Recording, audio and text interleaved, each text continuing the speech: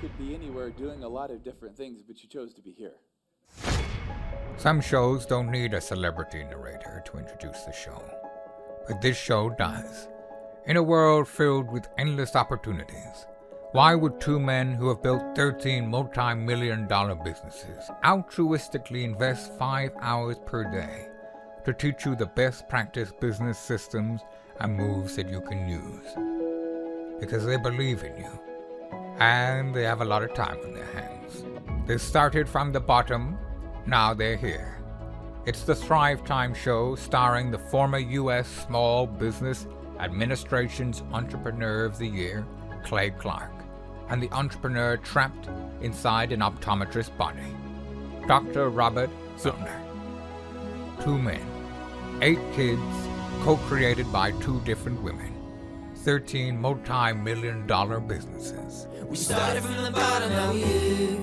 We started from the bottom, and we'll show you how to get here. Started from the bottom, now we're here. We started from the bottom, now we're here. Mr. Clyde started from the bottom, and now we're at the top, teaching you the systems to get what we got. Colton Dixon's on the hooks, I break down the books. The C's bringing some wisdom and the good looks. As the father of 5, that's why I'm alive. So if you see my wife and kids, please tell them hi. It's the CNC up on your radio, and now 3, 2, 1, here we go. We started from the bottom, now we're here. We started from the bottom, and we'll show you how to get here. Started from the bottom, now we're here.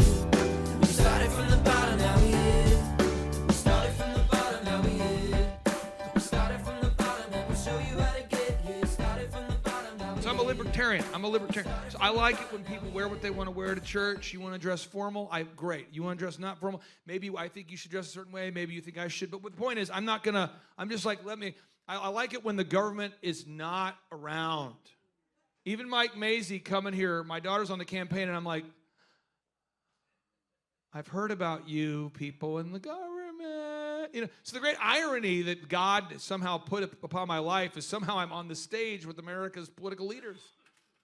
And they're like, what are you doing here? I'm like, what are you doing? So I'm a libertarian. I don't really like either party. I really don't. So, but I do like freedom, and I know that freedom isn't free, and I know there's a certain sacrifice that comes with that. So I'm just telling you that. So my conference was here. When you're here, I try to put how many of you have seen these success stories in the bathroom or on the walls, walked around? I try to fill the room with success stories so you can't possibly escape the idea that success is a choice that you're going to make or not make, but it's your fault either way. It's your fault. So you want to be successful, that's your fault. You do want to be successful, that's your fault too, your responsibility, okay? And nobody's going to do the push-ups for you. Make sense? So you can choose that. I think a lot of people think, well, success isn't possible. The American dream is dead. No. You might be dead, but the American dream is not. So you can do it. And I might say, well, you don't understand. I got sued. Oh, I do. It's a great story. You might say, well, you don't understand. You don't understand because I'm in a business that I do understand. You can choose. You're free. I'm just trying to put it in your, you guys get that feeling like you're around success? And you're just having to choose if you want to step up to it or not. That's what I'm trying to do. But I'm trying to create a polarizing atmosphere where and it really doesn't work well for some members of my extended family because they walk in and they're going,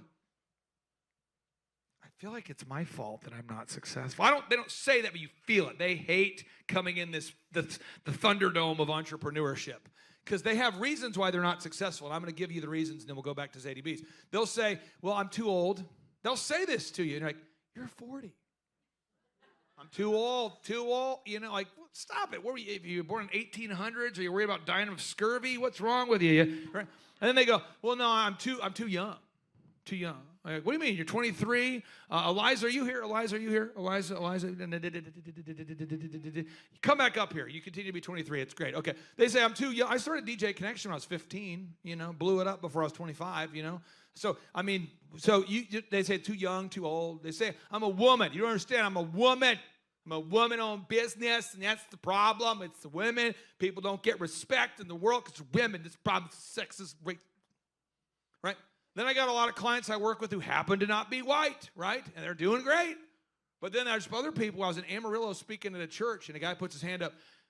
Well, as a black-owned business owner, what am I supposed to do? I'm like, I don't know what you need to do because you got a problem. If you're black-owned, white-owned, Hispanic-owned, whatever, it's you that's the problem. I work with a lot of successful black clients, white clients, women clients. It's you that's the problem. It's not black-owned or white-owned. Or you see that, though. And then I see white owners who are in, like, states, like, they're in Florida and Miami, and they're like, well, it's a white-owned business owner. How am I supposed to compete in Miami? I'm like, just stop finding your excuse. Right? So they say, I'm too young, I'm too old, no money, no time. I don't have time. Now's not a good time. My kids are graduating. You see, that's the problem. Okay, yeah, sure. I had 5 kids. They're too young. Yeah, you're right. I didn't even talk to my kids when they were young. I skipped their youth to be successful. That's what I did. I ruined my family. My kids hate me. Oh, yeah, that was the key. No, so you can be a successful father. They say, I'm too young, I'm too old. They have their thing, don't they? And you can pick it, okay? So back to you, Zadie Bees. You started your company. When did you start your company? What year was that? 1998.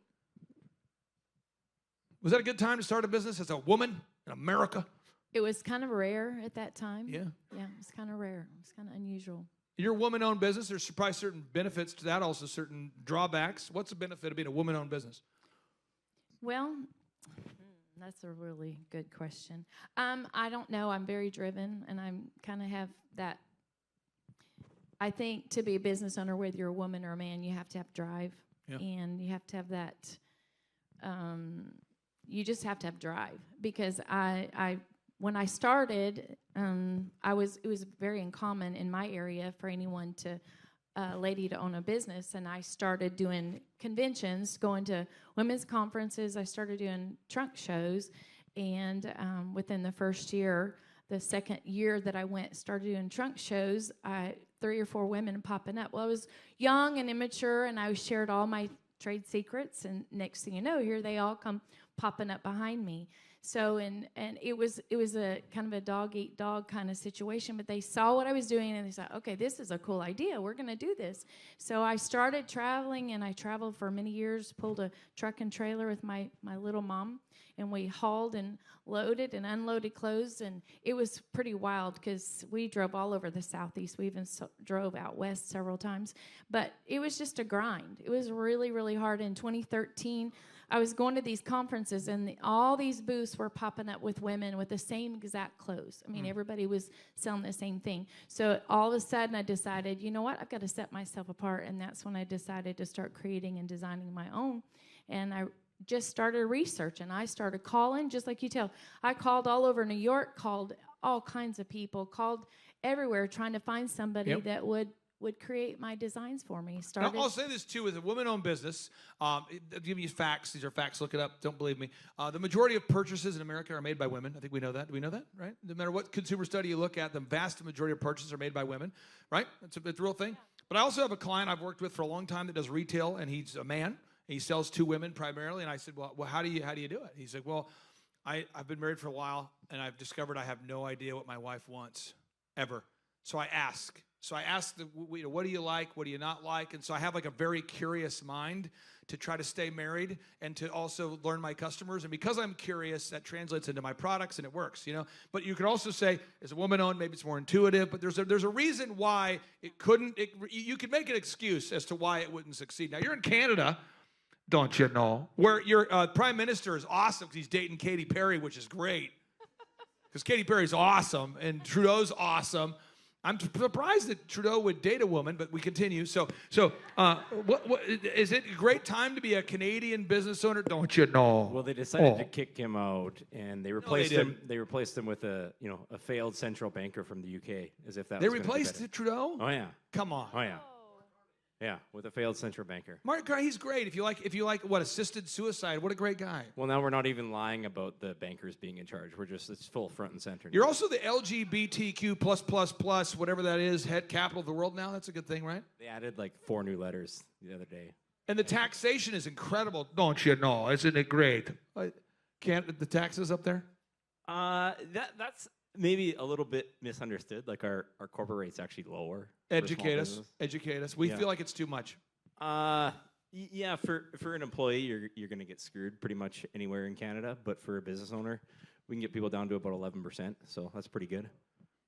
Being that you're all Justin Bieber fans, are there any other benefits of being a Canadian business owner or drawbacks? I mean, we're You talked about some circumstances being challenging. Like I started my firm in 2011 and in Alberta, and in 2015 the oil market crashes, right? And so a lot of people wouldn't know, but the province of Alberta has more oil than the entirety of the U.S. And when the price of oil goes from $80 a barrel to $40 a barrel overnight, it's equally violent on the downturn too. But Didn't you start your company painting exteriors of buildings in the winter in Canada? oh yeah. I actually owned a construction company long before I became an accountant, and you know, I had a habit of just saying yes. I think some business owners they start with no, and I tell people when you're first starting out, you should probably just start with yes, because one of my customers came to me, it's like, could you paint the outside of this high-rise tower downtown Edmonton? In the winter. Yeah, in the winter. Edmonton's like a city of like 1.3 million people. How cold is that? And I'm at the time, I'm like 19 years old, and so I just said, sure, I can do that.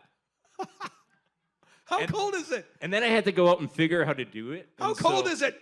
Oh, it's like minus 30, minus 40. So we're figuring out how to put the insulated tarps and the stuff in there. And you were making fun of the guys at the gas station the other day. It's like, but sometimes for some projects, you need those guys at the gas station to do it because no one else in their right mind is going to do those projects, right?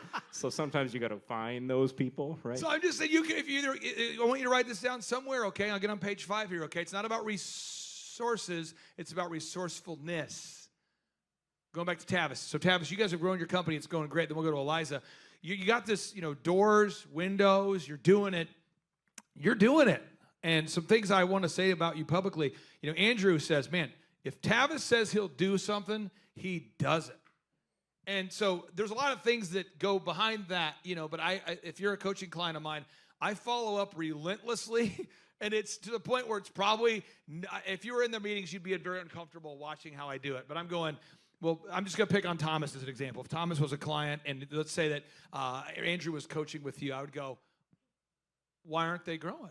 What's going on or whatever? Or if you are growing, why is he growing? Or, what I mean? But it's like there's micromanagement and then there's micro management. Like manage, that's where I'm at. I'm like on it because I hate poverty. I hate lack of success. So I always hear, man, Tavis, if he says he's going to do it, he does it.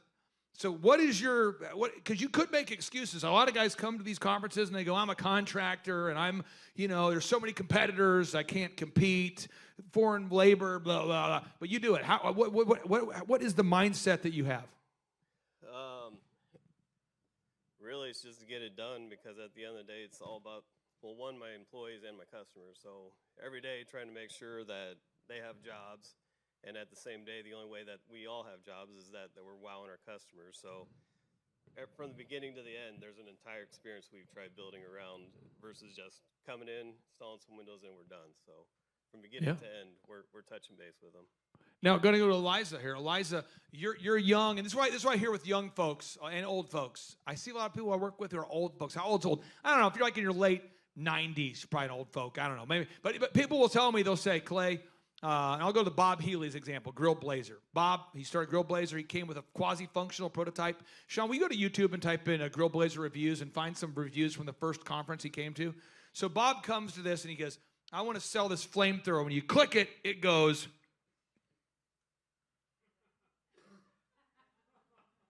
And I'm like, what is it supposed to do? You click. Normally when you take that Back to the Future. Marty, remember back? Who's seen Back to the Future? Who's not seen it? There's a scene, Doc Brown, he puts this thing on Marty's head. He says, Marty, puts this thing on his head. You are part of the Coast Guard. He's like, no, you are. And he's like, do you know what this means? And Marty goes, no, I don't. It means this thing doesn't work. Because he had like a mind-reading machine he invented that didn't work, So it's when you're an inventor, who's ever invented a product? And if it doesn't work, that's a crazy energy. It's like, and now we're going to bring up our next presenter to show his product.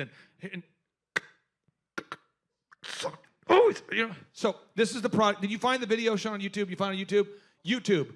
Grill Blazer, reviews, grill gun. Find it from our first conference. You'll find it. Hunt it, find it, find it. So he's at our conference. It's like 10 years ago. And I'm going, Well, our next presenter, we'll bring him back up in a minute. You know, and there, you go with oldest videos. Oldest, keep hunting. You'll probably put them on the Thrive channel. You're going to find old videos from our conference. Sean, you have the capacity to find it. Okay, so, but it's a thing where it didn't work. Who's ever invented something that doesn't work? Come on, you've been to a public presentation, have you not? Like at a college where they go, and now we're going to show a slideshow about diversity in the workplace. And slide number 1, and it doesn't work. And then they go, well, wait. And you ever seen these academics that hide behind the PowerPoints? Because they can't communicate without the you ever been around a TV personality without a teleprompter? It's awesome. Hello, San Diego? I mean, so it's kind of a, so anyway, so that, I'm going, okay, so I pulled Bob aside. I said, Bob, we got to make a prototype that works. Type in Thrive 15 after it, Sean. YouTube, Thrive 15, you'll find it. Grill Blazer, keep hunting, you'll find it. So I said, you got to get that thing to work. All right? And then it becomes a thing of like, I've spent 10 years of my life developing this thing, and it always works except for when I present it to people. And I'm going, okay. So, but you got to somehow get it to where you got to get the thing that works, okay? But then it becomes, well, I've been doing it for 10 years now. I've never run a business before. I'm in my 60s. I've never done it. And then Bob had a card he used that was a new card. I hadn't seen this card in a while. He's like, I also have terminal cancer. And I'm like, oh, come on. See, that's not even fair. Now it's like punch the presenter in the face. Don't do that to me. Don't use the cancer card. I've seen that card before. It's dirty. It's a dirty move. You were sitting on that card. You know, that's like the ace card for all debates. But Bob, to his credit, there it is. You got it. Okay. So now you're going to hunt around. You'll find it. And so Bob is going, okay, I'm not going to let cancer beat me. I'm not going to let my age beat me. I'm not going to let the fact that my prototype doesn't work. I'm going to figure it out. And so we worked through this process, and we developed, and let's click on this video. We got the 42 seconds, Sean. You can put the one of the 42 seconds. There's Tim on the 42. Hit that thing. So this is it at the conference. Play here. This is the video. My name is Tim Redmond, and I am from Tulsa, Oklahoma. I love the grill gun. This thing is so easy, and it's so powerful. I'm in love with this gun. I love fire, too, by the way. It's so easy. You get it, you push the little trigger there, it gets on, and you can make it go as much as you want or as little as you want. I love this thing. I've already bought it. I was the first one to buy it. I am proud to be the Pause. first I think that Tim or Clay Stairs were the first people to buy it, but this was the first thing. If you go on the oldest videos, go back to the channel and click the oldest ones, you'll see some of the original videos of Bob. But you got to start somewhere. You can't despise beginnings. Okay? You can't despise beginnings. Sean, click on oldest videos. You got the oldest ones there? Oldest. You can sort by oldest. Oldest, yep. And then you should be able to find some of them. Yeah. Okay. Yeah, click the one that's 5 minutes and 16 seconds. This is the original marketing video. Down, to 516. Up, right there, 516. 516, hit it. This is the original marketing video. Again, don't despise small beginnings. Hi, I'm Bob Healy. I'm the inventor of the grill gun and the sous vide gun, and I'm going to do a short video here. Pause. Today. Using that podium right here. Okay, that podium. All right, that's the podium. And now we're going to go to, Sean, look up Grill Blazer and then Dude Perfect. All right? So Dude Perfect, you'll find it. So now we refine it. We get it looking good. And now we're making a Dream 100, which we're doing there, Sonia. So we're constantly reaching out to influencers saying, we have a product. It works. Can we send you an example? Can we send you a sample? Keep scrolling down. Grill gun. Type in grill gun. You'll find it. Okay. Grill gun. Dude Perfect. We'll get it. There he is. Hit play. Hit play. Ty, you coming? Yeah, I'm just getting the camera got off. It's like 25 minutes. No, you'll find it. Scroll through it. I know. You'll get it, Sean. You'll get it. Back it up. Okay. You'll see when he has the grill gun. Keep going. You'll get it. Back a little more, Sean. Back a little more. Back. Back it back. You're okay. Keep hunting. There it is. Back. Hit play. Okay. This is the biggest show in America at the time. Okay, now crank it up. Thank you. I am underway and I am presenting. Gentlemen, let me introduce you to the grill gun. I would have greened that anyway. I need that. Yes! That is sweet. You want full power? let's tone it down because this is not the only thing I have to offer. Oh, it's not going to stand. Pause. Yeah, let's try So it. now if you go to grillblazer.com, but the process of getting that product on that show involved making a prototype that worked, okay? Then coming to our conferences and getting reviews from people like you. Could you leave a review? Could you check it out? And we have a treasure trove of them somewhere. We can probably put them in Dropbox on a bunch of these videos. But anyway, but then the product, and we're reaching out relentlessly to influencers. And why don't influencers, Eliza, why don't influencers immediately respond and go, oh yeah, I'd love to promote your product? Well, they have nothing invested in it. And if they know nothing about it and they haven't gotten anything out of it, they don't use it, they don't know what it's good for, you're indifferent. Tavis, if you had a big show, and someone sent you a product, why would you not just hop on your show and promote it? Or why? Maybe you would. Why wouldn't I? Or maybe you would. What would you do if someone sent you a product that said, "Please promote it"? What would you do? I'd promote it. You would promote If it. it worked. If You it would. good. Yeah. Would you promote it? I'm a grill guy. I'd be worried, like, what if it sucks? What if it blows up? What if it kills one of my viewers? See, I would never promote it. Like I just wouldn't. Because I was like, what if it doesn't work? And now Melissa's upset. She bought it and it doesn't work. And now all of a sudden my audience is pissed. I even worry about referring people to each other. Like, so Winters and King, my law firm, I only recommend them because I use them all the time. But I'm very hesitant. Anybody like that? You're hesitant to refer anybody to anybody because it always blows up in your face?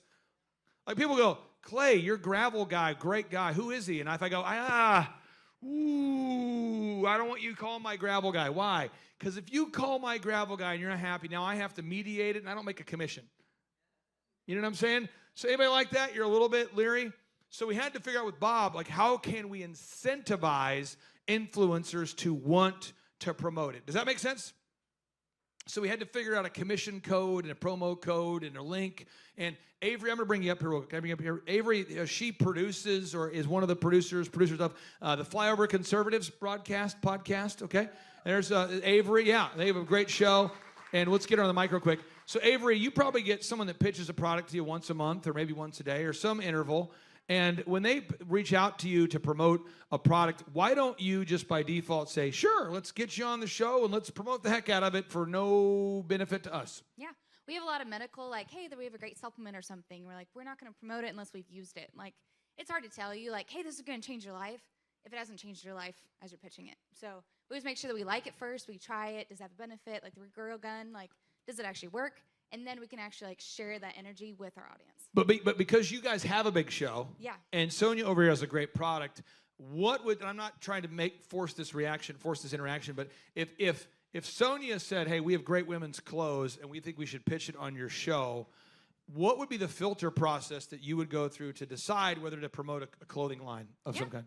We would try it, see if we like it, and see if it's a good fit. And then number 3, we want to make sure that our audience gets like a promo code. They get a discount, so they're incentivized. And then we get, percentage of the sales, so we want to promote it. And just so you're clear for anybody out there who wants to market to influencers, influencers are usually poverty-stricken, and they usually make no money for the views they have. So usually you'll meet someone, I'll meet them all the time at conservative events, and they'll go, I've got 1.8 million followers on X, I've got 1 million subscribers on YouTube, I don't make any money, which is not abnormal, okay? Because usually you don't make any money as an influencer, you make money selling a product. So, Sonia, I want to pass the mic to you. If you were trying to get as you're marketing to influencers, do you have any questions for Avery about their vetting process? Because they're one of the largest conservative shows, and you sell conservative clothing. Any questions you would have there? Yes, that would be interesting because Clay has introduced the thoughts of getting on podcasters and promoting my product. So I would love to, explore that. So I would love to know how to actually break into a conservative type. If they email you, do you get the emails or who gets the emails? Yep. So you can email us at info@flyoverconservatives.com. But you get a lot of people pitching products. Yes. And a lot of ones you say no to. Mm-hmm. So let's go back to you. I want to switch the mic to Eliza here. Eliza, when you're out there doing the Dream 100, okay? The Dream 100. I'm just trying to help somebody. Dream 100 is where it's a marketing process where you reach out to your ideal and likely buyers to try to get them to refer you. And you're reaching out trying to get people to refer you tattoo removal services. So who are you reaching out to? Tattoo shops. To? Yeah, tattoo shops and permanent makeup places. I think all of us have seen a set of brows that were a bit too dark or too close together or too big. And, tattoo shops, that's my direct market, is people who have tattoos, and they are constantly there. So, you know, one of the things that tattoo artists do the most are cover-ups. It's also the thing they struggle with the most. So I'm helping them, and I'm helping their clients. We both make money. But when you reach out to these people to try to get them to refer you, what's the initial reaction when you first meet them? You call them or you show up? Initially, they're interested. They don't know if it's going to work, and so you know, kind of talk or show them the process. If I can, I like to be there, introduce myself. You know, people like faces. That's memorable. And also, I have you know, we offer 50% off your first service. So most people are worried, like, is it going to work? And how expensive is it? And that cuts, you know, both of those questions out. Tavis, you have people that refer you business. What kind of people refer you business in the door and window space? A lot of family, friends, neighbors, pretty much everyone, because we're always asking to. Do you have any like home builders that use you on every project, or remodelers? We got builders, remodelers. I mean, we even have other roofing companies that use us. And I just want to be clear, that's called the Dream 100 system. It's where you're making a list of your ideal and likely buyers, and you're trying to reach out them to get them to refer you. But the process of doing that, it has to be a win-win. And I want to show you one more example about differentiating yourself in small beginnings, then we'll take a break here. Okay, so we're going to go to YouTube and look up the Gary V podcast, and then look at or type in Wine Library, and look at the episode number 1. Okay, so Gary Vaynerchuk is now known as like one of the top influencers in social media, but this was his first show. Look at this thing. Here you go. Hello, everyone, and welcome to the first episode of Wine Library TV. I am Gary Vaynerchuk, Director of Operations here at Wine Library at winelibrary.com, and I am very proud to launch what we think is the first video wine blog. We've been talking about doing a blog here at Wine Library for a long time. Pause. Okay, that's enough of that there, Sean. That was the first one. Okay, how long ago was that one? Let's see what the date on that was. That was 19 years ago. And now let's go to the newest one, or newer one, so we can see that there. Okay, here we go. All right. There we go. And go into videos. Hey, hit play on that one, Sean. Hit play on that one. And then crank up the audio. Here we go.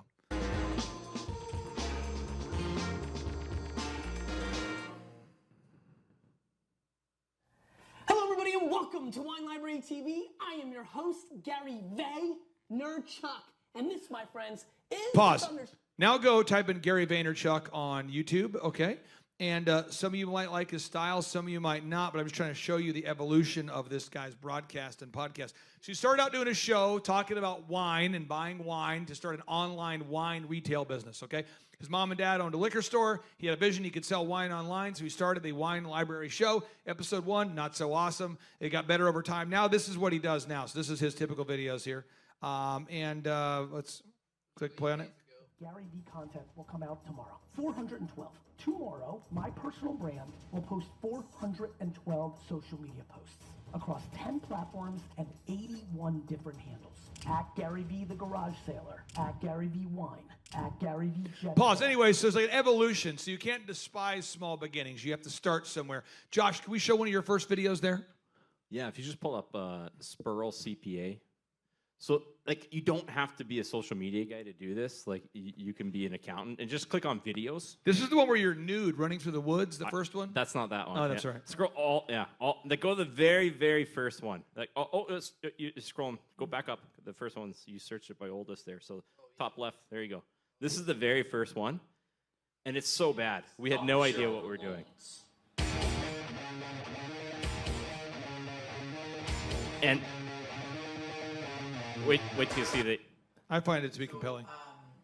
One of the main questions would be, how do you... Okay, you can hit pause there. Who is this guy? Who is this guy? That's Yahweh. I like this guy more than you. Yahweh still works for me today. You can hit pause there. So Yahweh? Yahweh, yeah. Okay, wow. He still works for me today. And it was like Russian roulette. Like every Monday we were doing videos, and I was going to pick one of them to do videos. And these are all accountants, and they were terrified of doing these videos. How many of you thought Yahweh would look different? And so like we were just going to do this, right? And so now go back to the channel.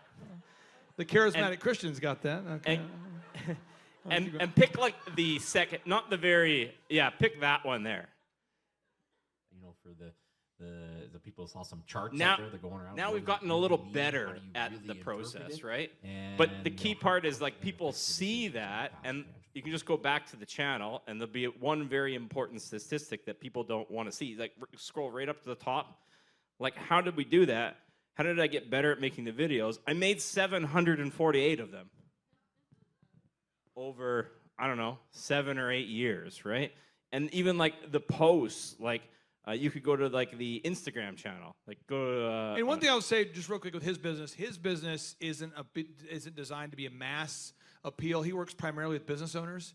So he has hundreds of business owners he works with where it's not designed to reach millions of people. So for what he's doing in the accounting space, it's a remarkable lead generation machine that you've created.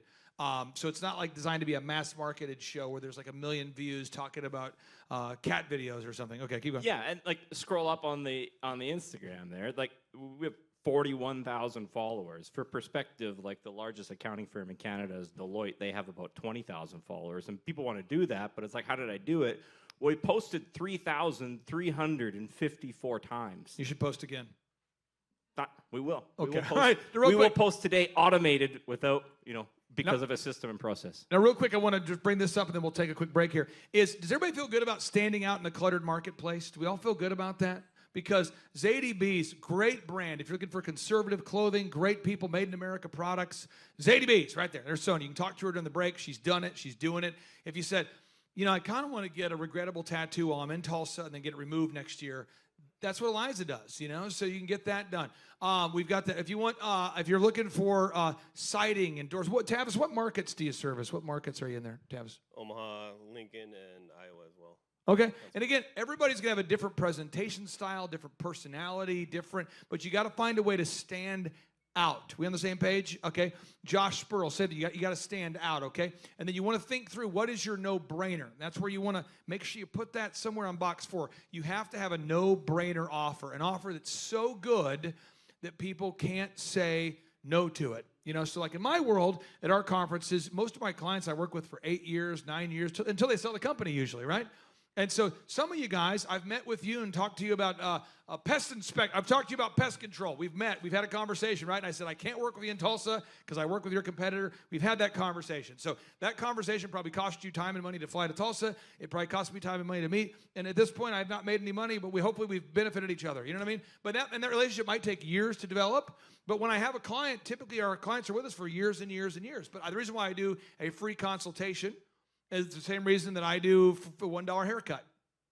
It's the same reason with the DJ business. We did free consultations. When I was at the bridal show, just trying to give you some ideas at the trade show, we would say, if you'll schedule a first meeting with us, you're entered in for a chance to win a trip to Hawaii. And then we'd always make a big deal about it when we gave the trip away so we actually did it.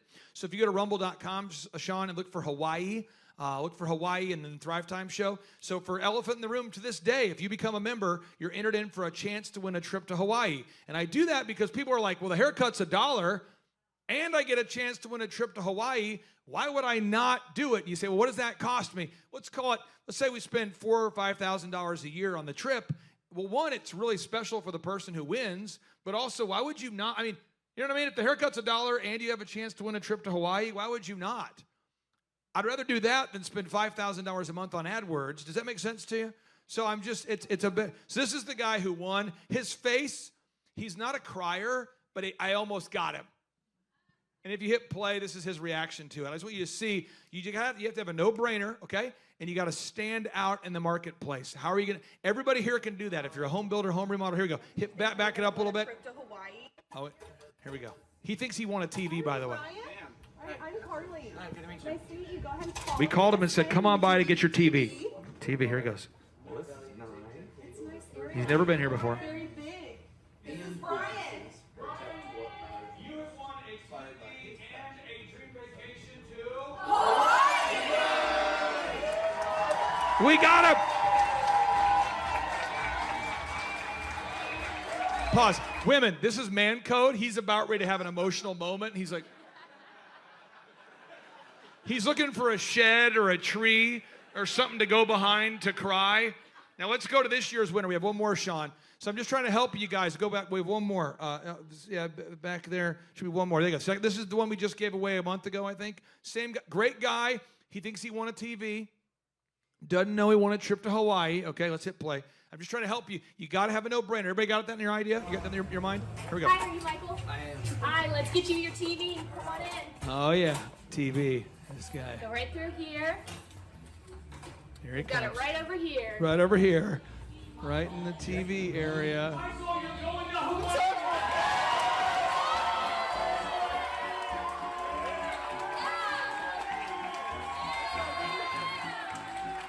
What's up, man? Play, right? Yep. Michael with you. How are you there, sir?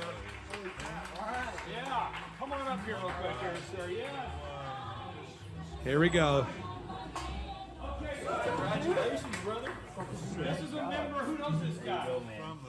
Okay. And he just won a trip to Hawaii, so are you excited? Yeah. Pause. Anyway, he's reacting. You know, some people react to surprises different. Some people are like, I hate you people, or I'm excited, or whatever. But I'm just saying, so make sure we're clear on box 4, and then we'll take a break here. Does everybody feel good about this idea? You have to stand out. Have we given you enough examples where you can see some different ones? Does everybody know that Sonia and her company's ADBs exists? Has everybody heard the name enough where you kind of will remember the name? I don't think you will yet. Because branding is saying it enough to where it creates a neural pathway or a memory, right? And how many times do you have to hear, honestly, how many of you are probably going to never forget the names ADBs again because you've heard it a few times? How many of you, just by show of hands, how many of you will probably go, I'll probably remember? How many, honestly, though, you get in the plane tomorrow, you're like, I think it was Macy's? I think it was Macy's. Yeah, she was with Macy's. How many of you are probably going to forget if you don't hear it another 50 times? Honestly, I just want to know. Show of hands. So and that's what branding is it's constantly trying to stand out, okay? So a couple things I want to do here, branding, then we'll take a break. Did anybody have some more gelato this morning? Gelato, okay? And so if you guys could look up one more time, Beaches and Cream. For anybody who didn't leave a review yesterday, that's Beaches and Cream. And then a few people told me I couldn't find it, which means there's no bad students, there's just bad teachers. It means I'm a bad communicator. So you just want to Google. You say, can I use DuckDuckGo? No, although it is good for research. But you want to go for Beaches and Cream, Satellite Beach. If you haven't left a review, you can do that. And then on the meat company, the website is Farm Fresh Delivery. Mark, can we have you come up here one more time real quick here, Mark? So I want to make sure. Who had some beef jerky? Who mixed it with your gelato? You did? Okay, yeah. Okay, so then real quick, we're going to make sure we leave. Okay, so now as far as your, how do we find your Google map? Yeah, just search Farm Fresh Northwest. And do you deliver all over the country or just in Northwest? Or? We prefer to deliver ourselves. So we deliver like the Seattle metro from Canadian border down to like Olympia. And then we ship to Washington, Oregon, and Idaho. And what city is your Google map in? There's a Seattle or a Marysville. Let's look for Farm Fresh Marysville, see if we can find that Google map. And if you're trying to direct people to leave you a review, you got to kind of walk them through it, okay? Because it's not going to full up the way that you want it to. I'll never forget one of my highly motivated, highly caffeinated, very excited clients went to a trade show, and they were fired up. And they said, hey, our review guy got a lot of reviews, like 100 reviews. And I said, looking at your map, and I don't see a lot of reviews. I see a couple. And they go, oh, no. I go, what? Oh, no. He left reviews, got reviews for their number one competitor because they came up in the search results when you typed in the term. And he's kind of lackadaisical, kind of casual on the explanation of like, oh, you just Google this and leave a review. And so people were leaving reviews, thus increasing. He was down by 100 reviews, and as a result of the event they did, they went backwards by another 100 the wrong way, which is awesome if you're in the competitor, because they're thinking, the Lord is blessing me with reviews from heaven.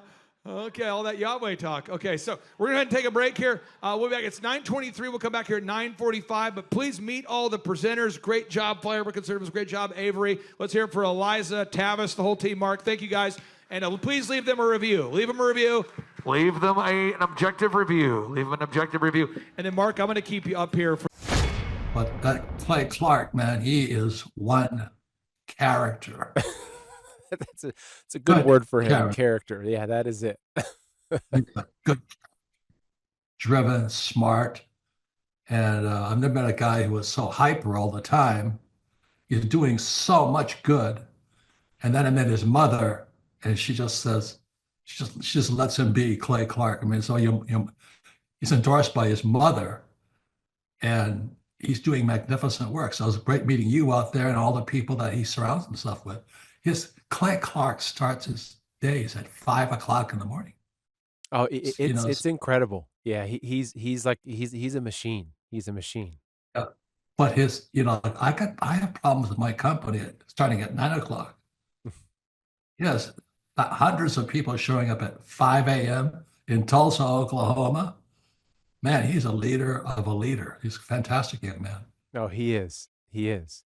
Yeah. And it's for the folks that aren't familiar with you, and probably few and far between, I first came across you, gosh, probably 15 years ago, or maybe even 20. Clay Clark is here somewhere. Where's my buddy Clay? Clay's the greatest. I met his goats today. I met his dogs. I met his chickens. I saw his compound. He's like the greatest guy. I ran from his goats, his chickens, his dogs. So this guy's like the greatest marketer you've ever seen, right? His entire life, Clay Clark, his entire life is marketing. Clay, my honor to be on your show, and thank you for all you do. I hear the ripple effects from you are good ripple effects. You know what I mean? People rave about what they learned from you, so congratulations. Hello, my name is Charles Kolaw with Kolaw Fitness. Today I want to tell you a little bit about Clay Clark and how I know Clay Clark. Clay Clark has been my business coach since 2017. He's helped us grow from 2 locations to now 6 locations. We're planning to do 7 locations in 7 years and then franchise. And Clay has done a great job of helping us navigate anything that has to do with like running the business, building the systems, the checklists, the workflows, the audits, how to navigate lease agreements, how to buy property, how to work with brokers and builders. This guy is just amazing. He's this kind of guy has worked in every single industry. He's written books with like Lee Cockrell, head of Disney, with the 40,000 cast members. He's friends with like Mike Lindell. He does Reawaken America tours, where he does these tours all across the country, where 10,000 or more people show up to some of these tours. On the day-to-day, he does anywhere from about 160 companies. He's at the top. He has a team of business coaches, videographers, and graphic designers and web developers, and they run 160 companies every single week. So think of this guy with a team of business coaches running 160 companies. So in the weekly, he's running 160 companies. Every 6 to 8 weeks, he's doing Reawaken America tours. Every 6 to 8 weeks, he's also doing business conferences where 200 people show up, and he teaches people a 13-step proven system that he's done and worked with billionaires, helping them grow their companies. So I've seen guys from startups go from startup to being multimillionaires, teaching people how to get time freedom and financial freedom through the system. Critical thinking, document creation, putting it into organizing everything in their head to building into a franchisable, scalable business. Like one of his businesses has like 500 franchises. That's just one of the companies or brands that he works with. So amazing guy, Elon Musk kind of like smart guy.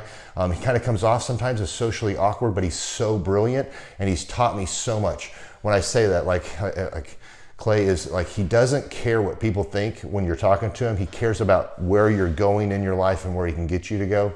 And that's what I like him most about him. He's like a good coach. A coach isn't just making you feel good all the time. A coach is actually helping you get to the best you. And Clay has been an amazing business coach. Through the course of that, we became friends. I was really most impressed with him is when I was shadowing him one time. We went into a business deal and listened to it. I got to shadow and listen to it. And when we walked out, I knew that he could make millions on the deal. And they were super excited about working with him. And he told me, he's like, I'm not going to touch it. I'm going to turn it down, because he knew it was going to harm the common good of people in the long run.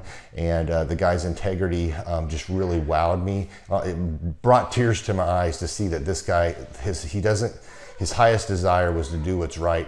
And anyways, just an amazing man. So anyways, impacted me a lot. He's helped navigate anytime I've got nervous or worried about how to run the company, or navigating competition and an economy that's like, I remember we got closed down for 3 months. He helped us navigate on how to stay open, how to get back open, how to just survive through all the COVID shutdowns, lockdowns, because our clubs were all closed for 3 months, and you have $350,000 bills you've got to pay, and we have no accounts receivable. He helped us navigate that, and of course we were conservative enough that we could afford to take that on for a period of time. But it was, anyways, great man. I'm very impressed with him. So Clay, thank you for everything you're doing, and I encourage you, if you haven't ever worked with Clay, work with Clay. He's going to help magnify you, and there's nobody I have ever met that has the ability to work as hard as he does. He probably sleeps 4, maybe 6 hours a day, and literally the rest of the time he's working, and he can outwork everybody in the room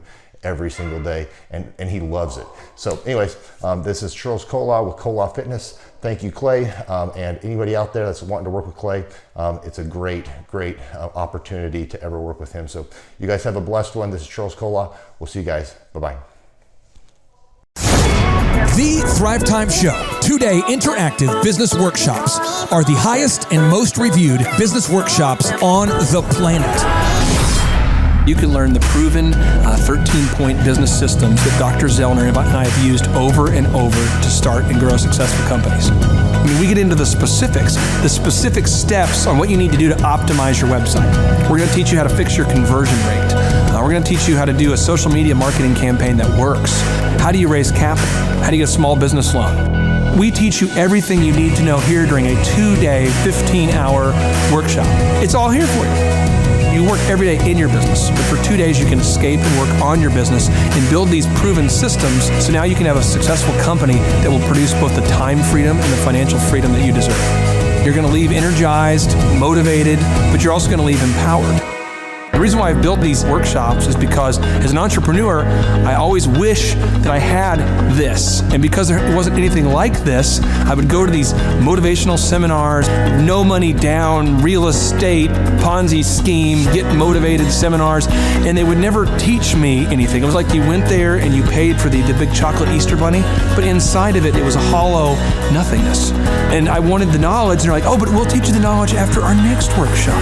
And the great thing is we have nothing to upsell. At every workshop, we teach you what you need to know. There's no one in the back of the room trying to sell you some next big get-rich-quick, walk-on-hot coals product. It's literally, we teach you the brass tacks, the specific stuff that you need to know to learn how to start and grow a business. And I encourage you to not believe what I'm saying, and I want you to Google the Z66 auto auction. I want you to Google elephant in the room. Look at Robert Zellner and Associates. Look them up and say, are they successful because they're geniuses, or are they successful because they have a proven system? When you do that research, you will discover that the same systems that we use in our own business can be used in your business. Come to Tulsa, book a ticket, and I guarantee you it's going to be the best business workshop ever, and we'll even give you your money back if you don't love it. We've built this facility for you, and we're excited to see you.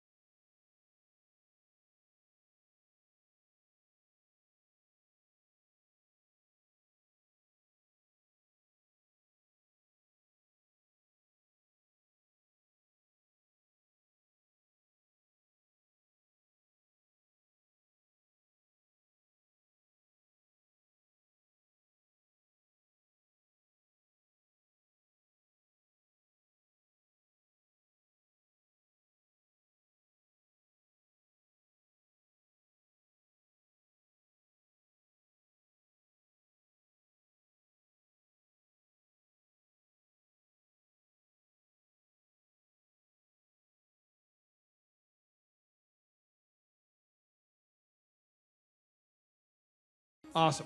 Thank you.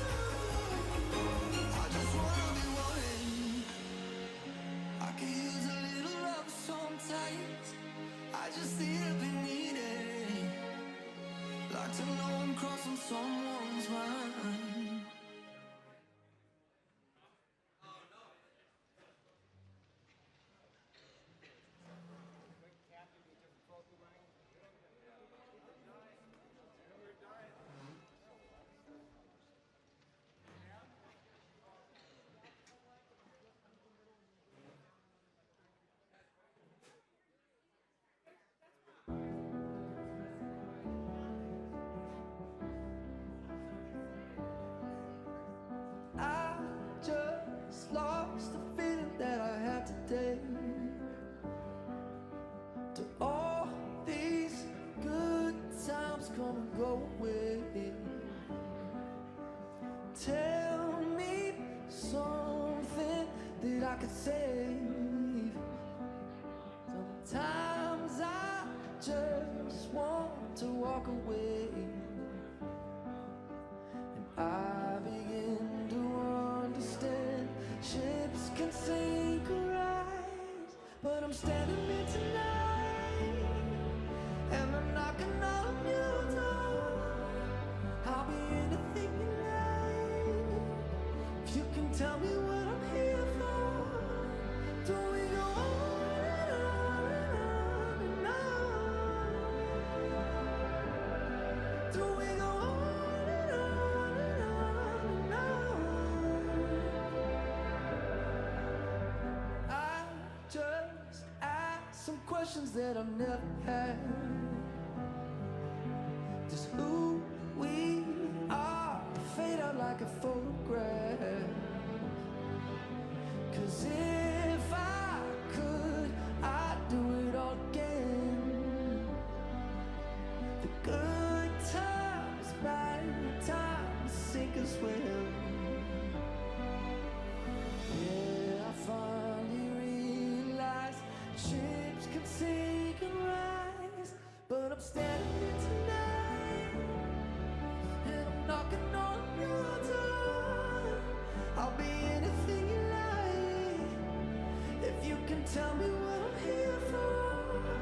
Do we go on and on and on and on? Do we go on and on and on and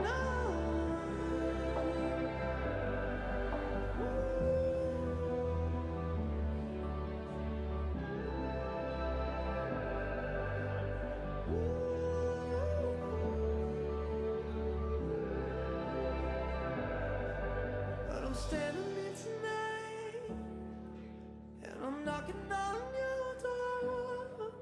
I'll be anything you like, you can tell me what I'm here for. Do we go on and on and on and on? Do we go on and on and on and on? I just lost the feeling that I had today. Do all these good times come and go away?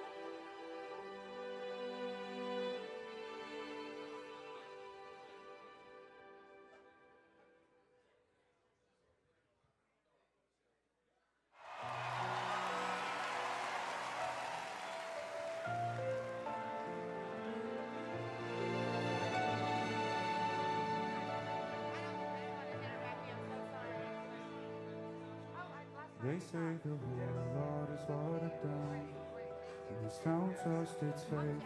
Our colors will fade eventually, so if the time is running out, day after day, we'll make the Monday our masterpiece. Oh my, oh my, love. I'll take one look at you, you're taking me out of the ordinary. I want you laying me down to your dead bed, on the edge of the night, staying drunk on your ride. The angels up in the clouds, our chair there's no one without. So I'll be ordinary. You got me kissing the ground of your sanctuary. Shatter me with your touch, all over time it does. The angels up in the clouds, our chair there's no one without. Hopeless, hallelujah. On this side of heaven's gate. All my life, I'll do ya. Breathe in, take my breath away. As you fall to our right, you the sculptor of the night. Oh my, you're taking me out of the ordinary. I want you laying me down to a dead body. On the after night, staying drunk on your mind. The angels up in the clouds, my chair is long without. Tell me so loud, the ordinary.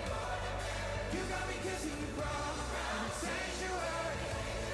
Shatter me with your touch, all over time in the dark. The angels up in the clouds, my chair is long without.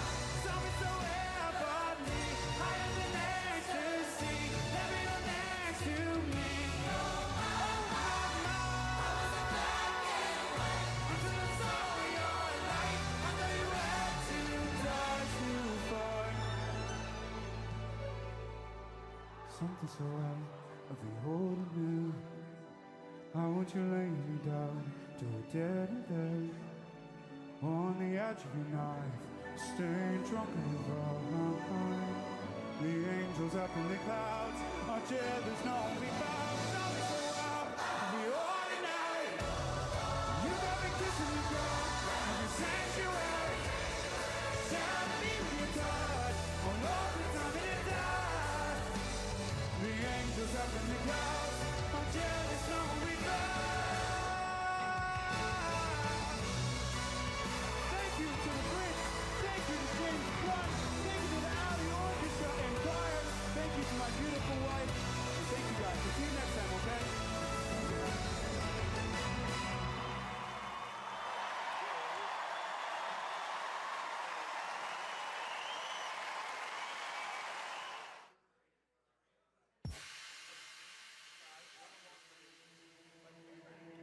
My life is a movie, and everyone's watching. So let's get to the good part, and past all the nonsense. Sometimes it's hard to do the right thing when the pressure's coming down like lightning. It's like they want me to be perfect, but they don't even know that I'm hurting. This life's not easy, and I'm made out of steel. Forget that I'm human,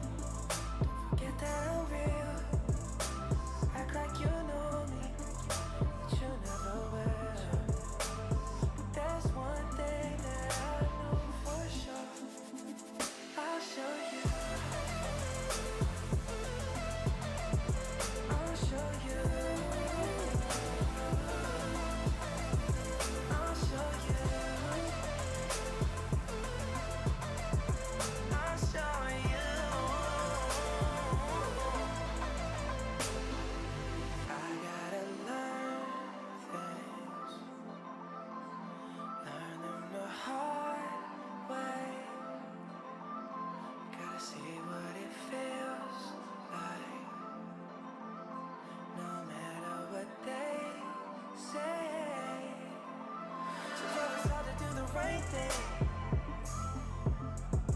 When the pressure's coming down like lightning,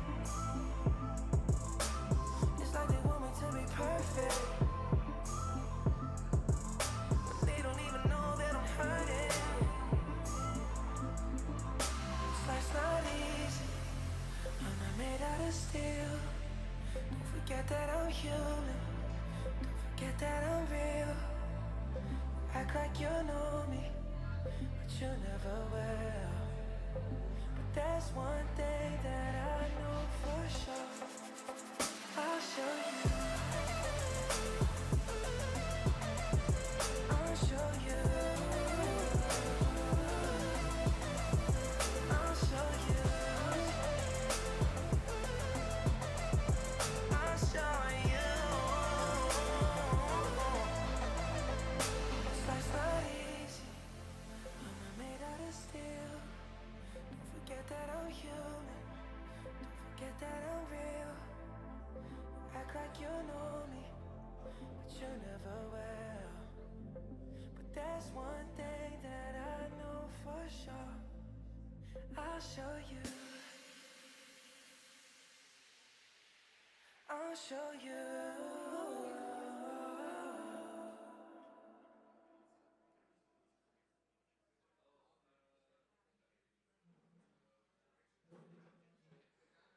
Here at New York's iconic Guggenheim Museum with the TV debut of their new song, Swim. Once again, BTS! Swim, swim, I fall in love your skin. Swim, swim, I could spend a lifetime watching you swim, swim. This is how it all begins. Swim, swim, I just wanna dive, I just wanna dive. That world, better ways to wake up in this mad world. Never place that I can breathe in this mad world. Looking like a goody in this bad world. Bad world, don't know how to act, girl. I'm in the tea, tell me where the hell you at, girl. Oh, you ain't even gotta love me back, girl. You know that I never hold him back, girl. Yeah. So easy, so hard. Life's like this, I just wanna get love. Right here with the morning shows. I ain't gotta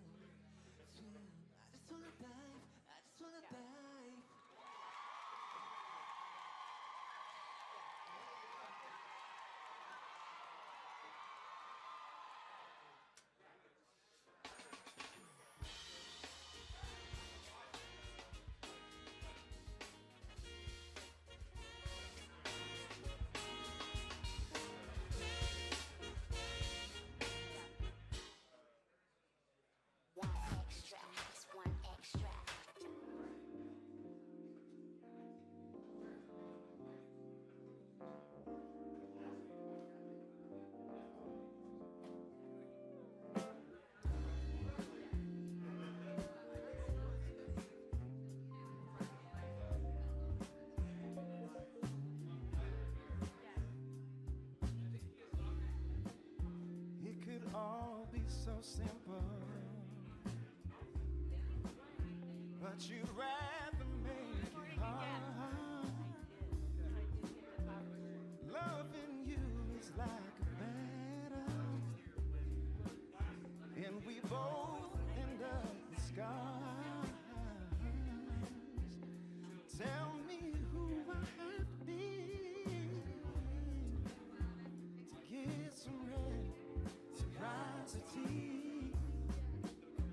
'Cause no one loves you more than me, and no one ever will. Is this just a silly game that forces you to act this way? Forces you to scream my name, then pretend that you can't stay. Tell me who I have to be to get some reciprocity. 'Cause no one loves you more than me, and no one ever will. No matter how I think we grow, you always seem to. What are you doing? What are you doing? It ain't working. Rocking and rolling over here. It ain't working. And when I try to walk away, you hurt yourself. I do not do that as much. I still do. I always do it, but I just mostly focus. All right, we're looking for to get started here for our next segment. We're going to start our next segment, and so if you are here, we want to get you everyone into a seat.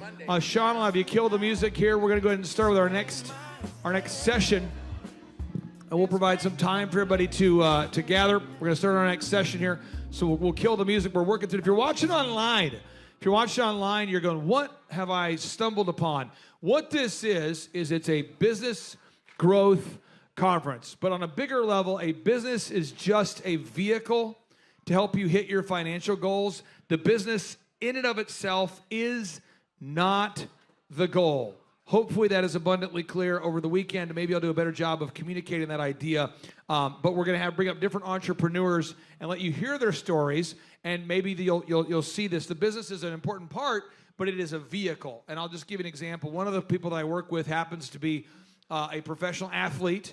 And, when you're working with a professional athlete and their playing career comes to an end, it's sort of rocking for them. Like, wow, this is what I did. And now I'm freakishly in better shape than everyone, but I'm no longer wanted in my field. And just a feeling of abandonment and loss and just rejection from your peers where they're like, we like you, you just can't be on the team anymore. And then when you go from making $4 or $5 million a year to making no money per year, you walk into a local Dick's Sporting Goods and they go, wow, I'm glad you're here. You look athletic, but we'll pay you $13 an hour. And you used to make $5 million a year, and there's no real backup there. And you're like, oh man. So they go, well, hey, if you want to coach, and you go, yeah, okay, I want to coach. What do I do with that? They go, well, you have the same schedule that you used to have as a player, but more. So now you work 7 days a week. But instead of $5 million, we're going to put you at like 80,000. And you go, oh, okay. And then how does that work? And they go, yeah, and your per diem is gone now too. But we do provide housing for you. Now, if you get to be one of the top 26, 28 coaches in the world, you might make 1/10 of your players, and that'll be an interesting dynamic when you're trying to coach a guy who makes $52 million a year, and you make $2 million a year. Have fun with that. But that's coaching, And so if you're not careful, that can define you. Your career can define you. And if you lose it or it doesn't go as well, this year was not as good as last year, now all of a sudden you feel like your net worth is in your net worth. Does that make sense? So I'm trying to detach that. This isn't a socialist conference, but this is a thing. I want you guys to have success as people, and that's more important because everybody was created by God. God did not create you by accident. So I'm going to bring up some different success stories. And sir, for anybody who's watching online, can you tell everybody who you are again, first and last name, and what the name of your company is? I'll be kind of stand here in the light a little more so we can see you there. Yeah, go for it. Yeah, Mark Latham. Company is Farm Fresh Northwest. What all do you sell, and how does it just kind of walk us through the business model, kind of a 90-second overview here? Yeah, we deliver beef, pork, chicken, lamb, all raised on pasture, and deliver directly to customer doorstep in small quantity, and also sell large bulk orders like quarter beef, half a hog at a time. If you were in Tulsa, I'm not saying this, just to say it. If you were in Tulsa, that's all I would buy is from you. I would. Would you too, Greg?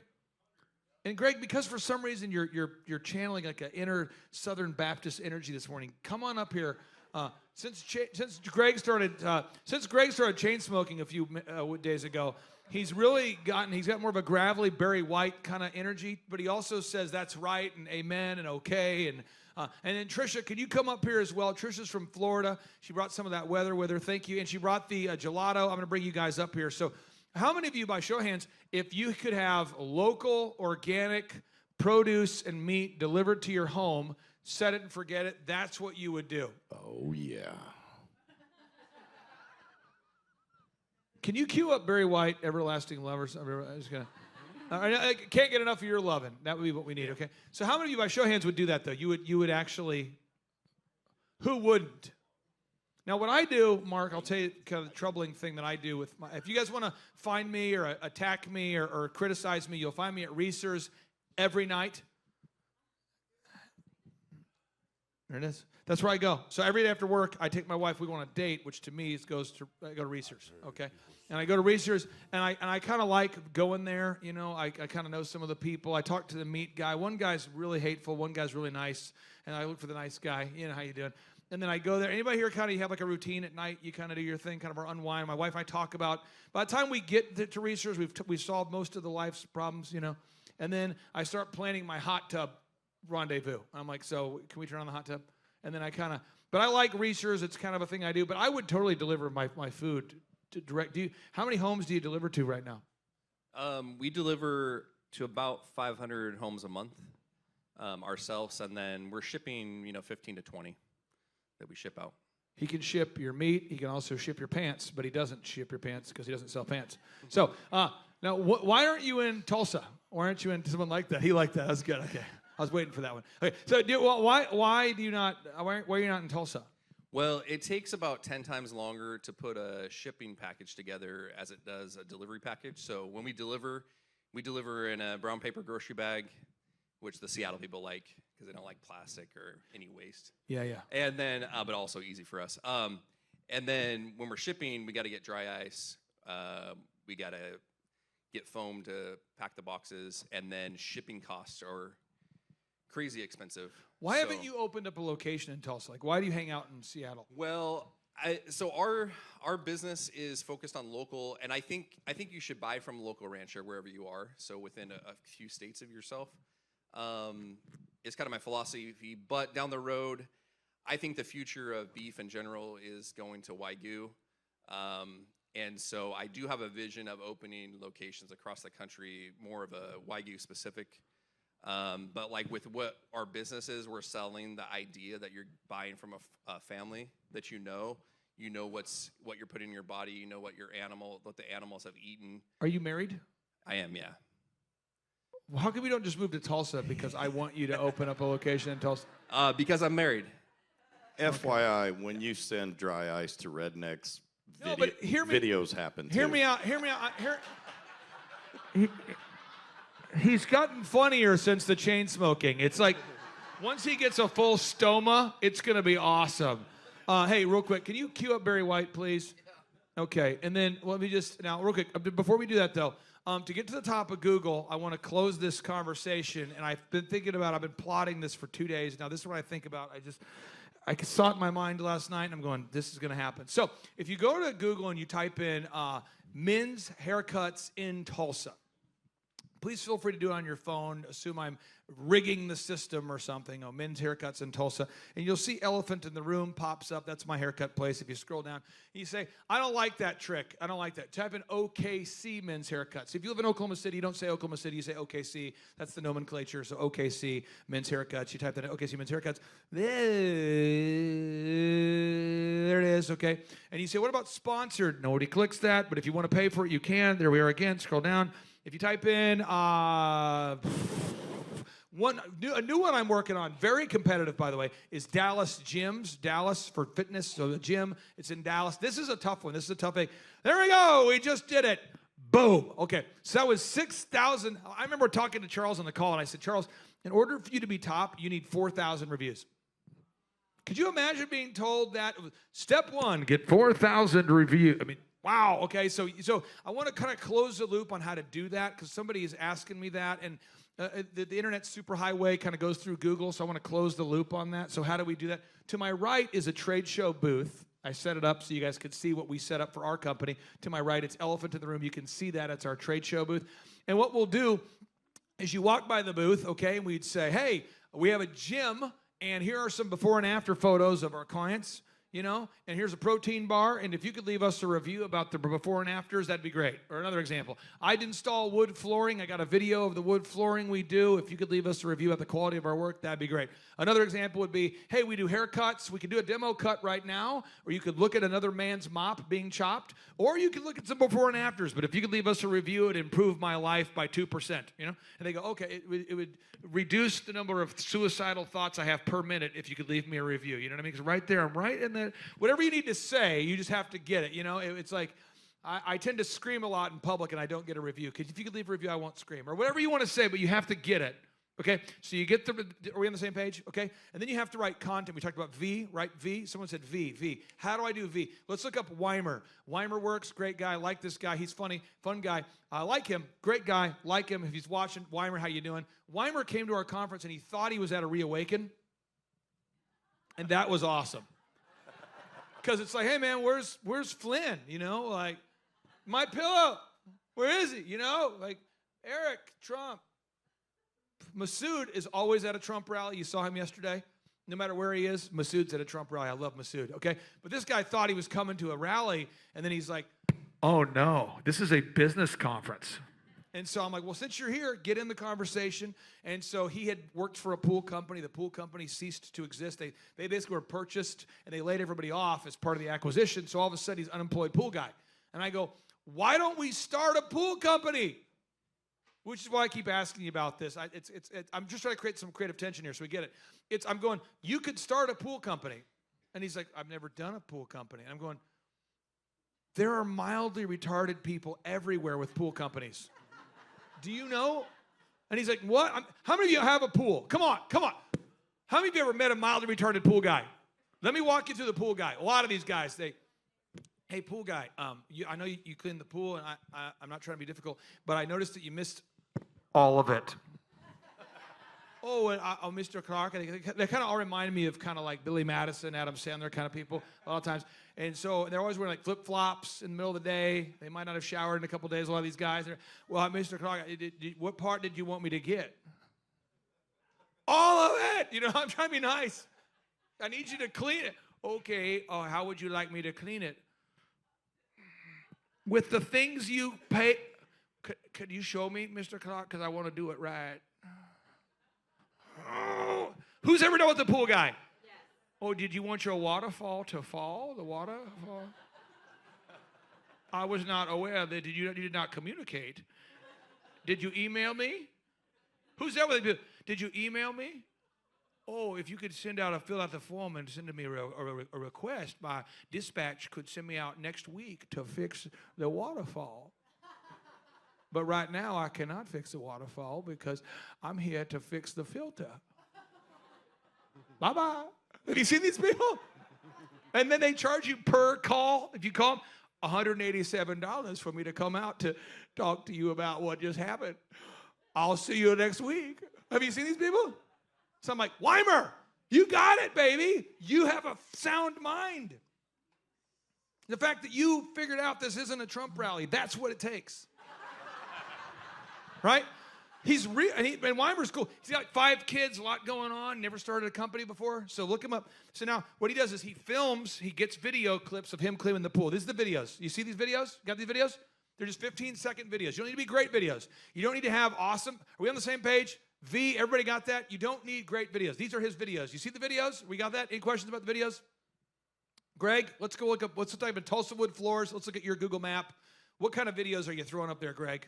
The highest quality possible. Show it to me. Let's look at it. Look at these Spielberg. Go for it. Prepare to be wowed. Makes me cry. So these are your videos. It's a video of a guy standing on a floor. But you got to get videos, okay? V-I-S-S. Now, Trisha, if you had to write your own search engine content for papagallos.com, let's type in Satellite Beach Breakfast. Satellite Beach Breakfast. If you had to write, because again, you have to have V-I-S-M. So for the fitness guy, he had to have 4,000 reviews to be top, and 4,000 images, and 4,000 videos, and 4,000 articles. If you had to write 4,000 articles about pizza or breakfast in this case, what would happen to your life if you were sitting down trying to write 4,000 articles? There's a lot of other things that wouldn't get done. The amount of content that you need for that, the thought of coming up with new ones. But their business comes up top in the search results, and we have a whole team of people that write articles all day about, but you might say, well, what are in those articles, okay? I'm giving you notes, some specifics, we'll get into that. You have to use the keyword 6 times per 1,000 words. Mark, if you weren't here or weren't working with us, would you know that by default? You know a lot about farming and ranching, a lot of great things you know about. Would you know a lot about that? I did have a small SEO company for a while, so I do know some things. Got it, you know about it. But most business owners aren't going to have any idea about that. So this is what happens at this conference. There's a moment that's happening now for some of you where you're going, I know what I need to do, but I don't know how I'm going to do it, right? Because knowledge without application is meaningless. Napoleon Hill said, knowledge without application is meaningless. Thomas Edison said, vision without execution is meaningless. Vision without execution is meaningless, Thomas Edison. He also said, vision without execution is hallucination, maybe less kind. Vision without execution is hallucination.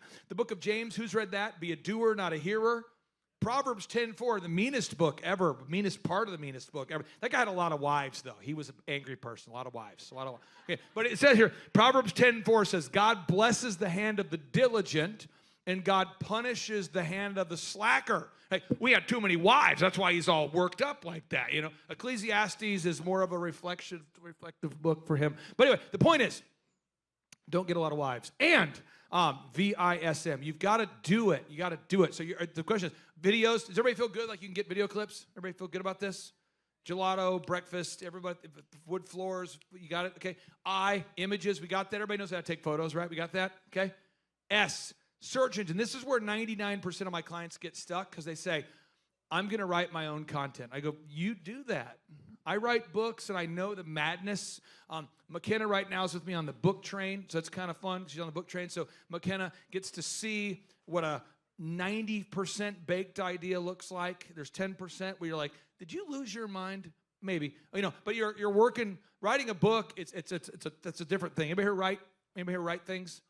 But if you don't write, writing could be an overwhelming thing, and some people are good at music and writing and whatever. But you gotta write our content. So we typically do it for our clients. But I wanted to show you how good or not good the articles are. So let's go ahead and type in men's haircuts in OKC. We're going to Oklahoma City. That's my own company. And I want to be clear, there's a tool called luckyorange.com, and I'm giving you a statistic that is true, but you won't believe it, so it's good for you not to believe it and kind of wrestle with it. The vast majority of consumers, a little over 95% of consumers, according to when you click if you follow where they click on a site, over 95% of consumers do not ever read the words on the website below what's called the fold. Another statistic that's very damning and concerning, but it's true, and I can't reference the person, but they might have been here yesterday. The majority of books, and this is a best-selling literary firm, okay? The majority of books that are bestsellers never get read. So when they interview people who bought, like, my favorite book is Tim Tebow, The Power of Taking Life by the Horns, or it's like, the new book, John Maxwell, 21 Laws of Leadership, or whatever. They ask people, did you read it? Almost 99% of consumers don't read the book. But they buy the book. Another one, I work with a gym. I work with a lot of gyms, fitness gyms. We sell memberships, but no one ever works out. That's the key to success in the gym business. Because you want to get the membership so you can go when you want to, but you don't want to go, and you know where you're not going to go? To the gym. You know why? Because you bought a membership, and that reminds you of where not to go. The membership reminds you, don't go there. Step on that crack. It's lava. That's the gym. Don't go there. You know why? Because you have a membership. You don't go to the gym, right? So because that's why you have a membership. So you remind yourself, don't go there. That's why you have a membership. Okay, so what am I talking about? VIS, search engine. And someone's going to get stuck with this, okay? So I'm going to read you articles that we've written.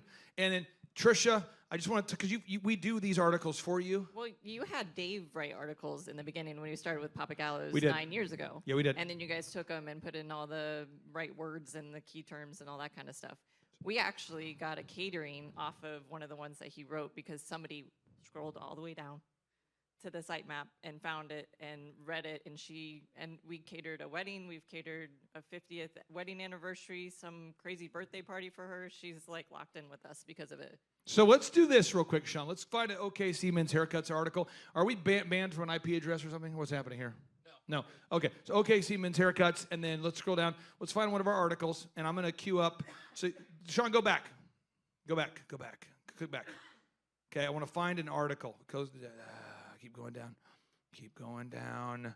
Type in like man buns Tulsa. Well, I want to find an article that we've written so that way it's like, something that we come up top for. Okay, yeah. Okay.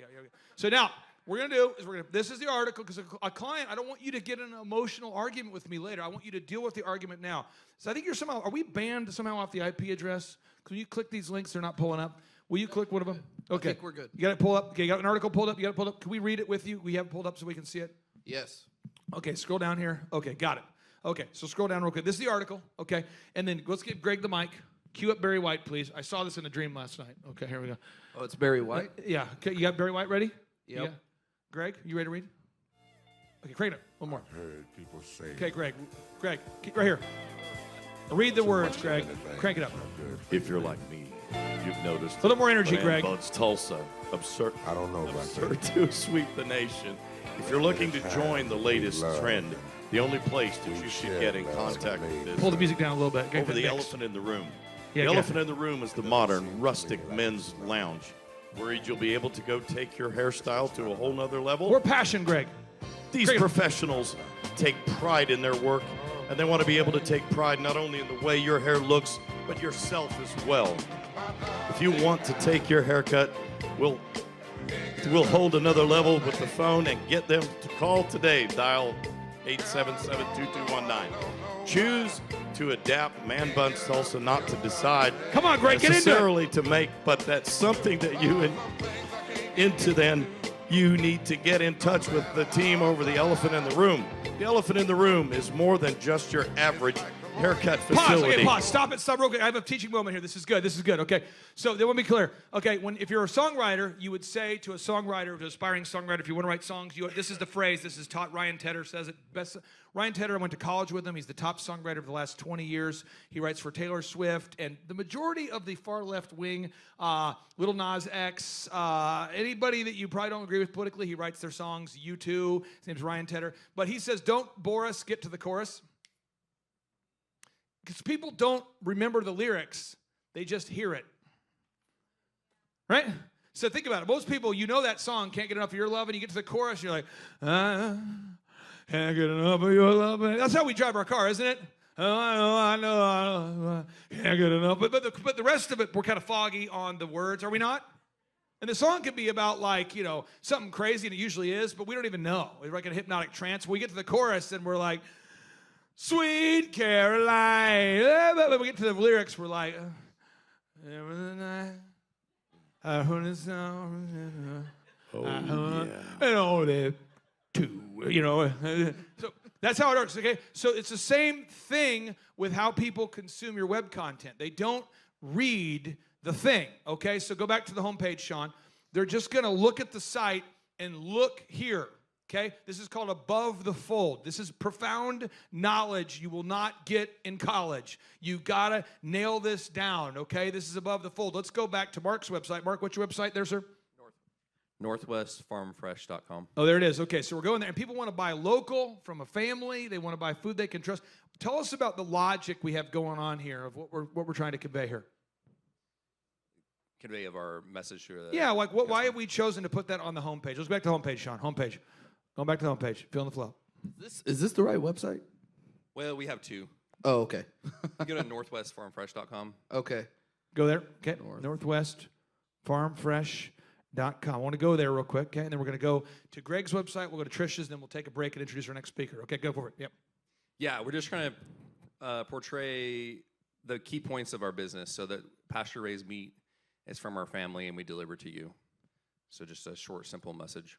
And most people, just so we're clear, I want to walk you through how most people think. And I hate to say most people because then it feels like we are just judging most people. But I know, come on, you know most people. You're most people. I'm most people. Are we not? Let me walk you through. I'm a Democrat. Republicans are evil. They are evil. They're judgmental. Everyone's going to hell. That's a Republican, right? And Republicans is like, guns, gold, America. Dry ice. Ronald Reagan. We liberate.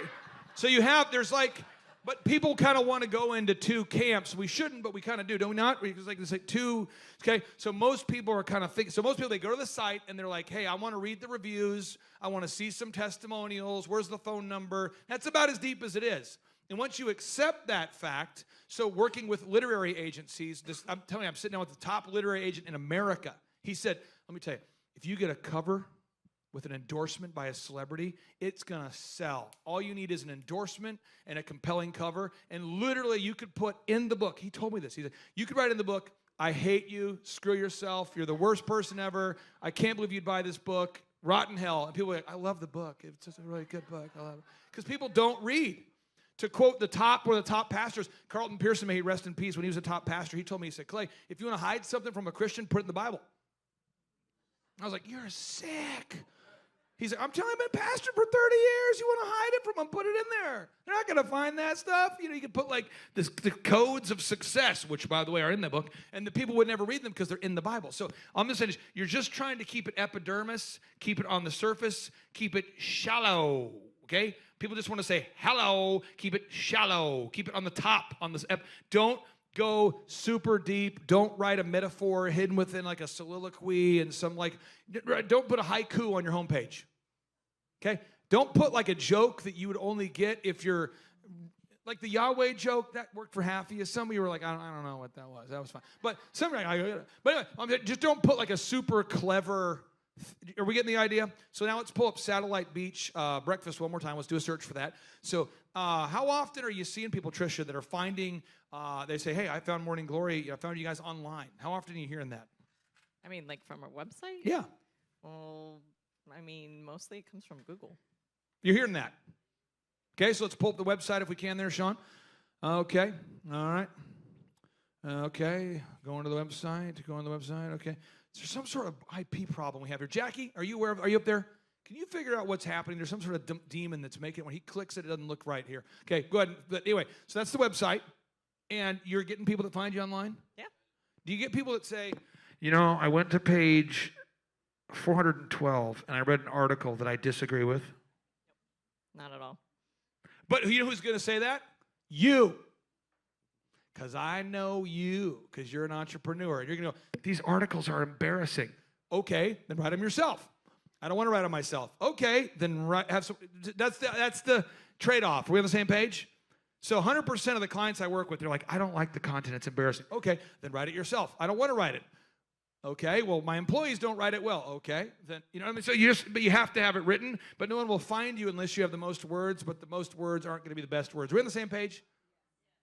Let me tell you another deep, dark secret. A lot of these literary agents will go to a celebrity and they'll go, hey, can we write a book with you? And they go, yeah. So what I'm going to do is we'll write the book, and they go, what do I have to do? Nothing. And they don't even read the book that they wrote anymore, most of them. So like the fact that Eric read his own book and wrote it is very rare. Like it's most of these celebrity books, you know what I'm saying? All these celebrities are like, it's a tell-all book, but someone wrote it for them. So the fact that like you get a guy like Eric that wrote his own book, that's rare. A lot of these people, if it ever says like such and such with such and such, usually the person who's the with wrote the book. Does that make sense? Greg, one more example. Let's do Tulsa Wood Floors. And Greg, are you getting people that are finding you online? Is this happening? It is happening a Have lot. you ever had a customer say, I read your article about whatever, and I strongly disagree with it, and thus I'm not using you? No. Has anybody other than you read the articles on your page, to your knowledge, and has had any issue with them? I haven't read them. Now, you will have an employee that you will hire, and they will want to point out to you that your articles don't make sense, and you have to rebuke them and say, it doesn't matter. We had a guy 2 conferences ago, very passionate man, said, you don't have enough parking. I was like, I know. He says, you don't. Because we had, like, when Eric was here, we had about 700 people here, so it's a little, and he goes, you don't have parking. I know, I'm aware. And he's, what do you mean you're aware? I'm like, I'm acknowledging the statement you made. I'm telling you, I've taken it into my body. I have registered it as true, and I'm saying, I know. And he's like, well, you should have more parking. If you would like to build it, you can, but I kind of want to put as much greenery as possible. And then I encourage people to Uber at that conference. But we only do 4 a year, so I don't want to build a parking lot for you to be happy 4 times a year, you know? So you have to just embrace certain trade-offs. So any questions before we introduce our next speaker about content, coming up top in Google, getting reviews, building your website? Is any questions about that? I want to resolve those. We have real people here that are having real success that could maybe answer that. Any questions?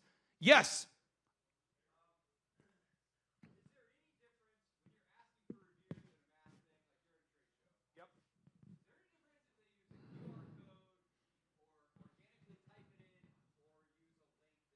Yes, there is. Let me tell you how it works.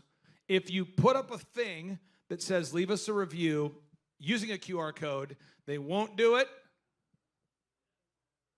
So you have to guide them through the process. So if you put up a thing that says, click this QR code, you're doing that, but it actually doesn't save you a step because it's the same process. So you can do what you want to do, but you're going to have to push people to do it. And Trisha comes from the deep, dark world of actually running a company. And Trisha, if you don't follow up with the team about acquiring reviews, what happens? They don't do it. They don't do it at all. But go back to his question. Yeah. Does Google view it differently? No, but it does do, gating is a problem. It's called gating or steering, and that is a problem. So there's tools that were created by people that mean well probably, but the way it would work is, Melissa, if you came to the conference today, when you would leave, or Mark, you came to the conference, it would send you an email automatically and a text saying, how was your experience? And if you left a 5-star, then it would send you to Google to leave the review. And if you didn't leave a 5-star, it wouldn't send you to Google. And that's called gating or steering, and that is strictly prohibited from Google. But yet there's companies that will sell it because it removes the conflict of needing to manage people. And that's called, there's many brands that sell that, but it does not work. And if is that helpful? Is all? Any questions about that? Or Mark, you want to share something about Google reviews, or anybody finding you online, or just any feedback you found? Because you know about SEO. You also know about the whole supply chain of farming. Yep. Yeah, I think it's critical to have the personal interaction. So we do 2 weeks after the first delivery, I have our office gal call customers, ask how their experience was. We have a script that we follow, and then we're asking for a review then. Yep. I also, when we started in December, but in January, have a sales guy. This is a slow season before markets start. He's been calling 12 to 4 every afternoon, Monday through Friday, our entire customer base from people that started with us 9 years ago. And he's getting about 25 reviews a week. One thing I wanted to share, too, that I like about seeing you in person, by the way, I love it, is trust is so important between he and I, and between Trisha and I, and Greg and I. And I just encourage you to write this down somewhere in your book. But it's the word shalom. I did not come up with it. It's a Hebrew word. And I'll pick on Mary because I know Mary. Kind of feel like Mary's like my aunt or something. I feel like that's the relationship we've got here. But it's like, you know, how many of you feel like you have kind of someone you know them well enough? They're kind of like your aunt or your uncle. They're not related, but you kind of feel that vibe. That's kind of about Mary. But the thing is on the review thing, I'm telling you this because I want you to do well. But if you don't believe that, then I can't. Are we on the same page? Like, so shalom means a win-win. It means it's a Hebrew word, but it means the way things ought to be. Peace It's a win-win. It's like, I'm just being very clear. If I charge you guys $1,700 a month to coach you, we make a 20% profit margin. So we make $340 per month to work with you. That's how it is. And so that's how it works. So if I have a client that we work with on a scholarship, let's say I'm charging a client $750 to help them out, I'm actually losing about $400, $500, $600 a month, every month until they stop losing. So a lot of my biggest client success stories started out on a 2-year scholarship, and now they're like an 8-year success story. So I have like an emotional investment in that. I mean, one of my clients, a true story, we went out in California and saw him. Just my kids met him. I wanted my kids to meet him, but he makes $1 million a week now, profit, every week. And he wanted to meet my kids and take them out for a dinner, and he was just like, they took him to a restaurant that has like, escargot, and it's like all this expensive bougie stuff. My kids are like, I think I'm getting nauseous. I don't like this food. I'm like, just eat it. It's expensive, okay? But all I'm saying is it's like a shalom. It's a win-win, Like they're like, Dad, we're staying at the Beverly Hills Hillshire to see our client. This is so crazy, this hotel. It's just, but it's a win-win, okay? And I always tell people it's a relation shift. It's when you move past transactional and the person actually gives a crap and they're going to keep showing up. And how many of you have ever been married? Who's married? Is anybody married? Okay. Well, isn't conflict something that you got to have? Isn't that right? But we're such a world of like, well, I don't like them. We disagreed about one thing, so screw off. And all of a sudden people quit talking to each other because they're upset about one thing.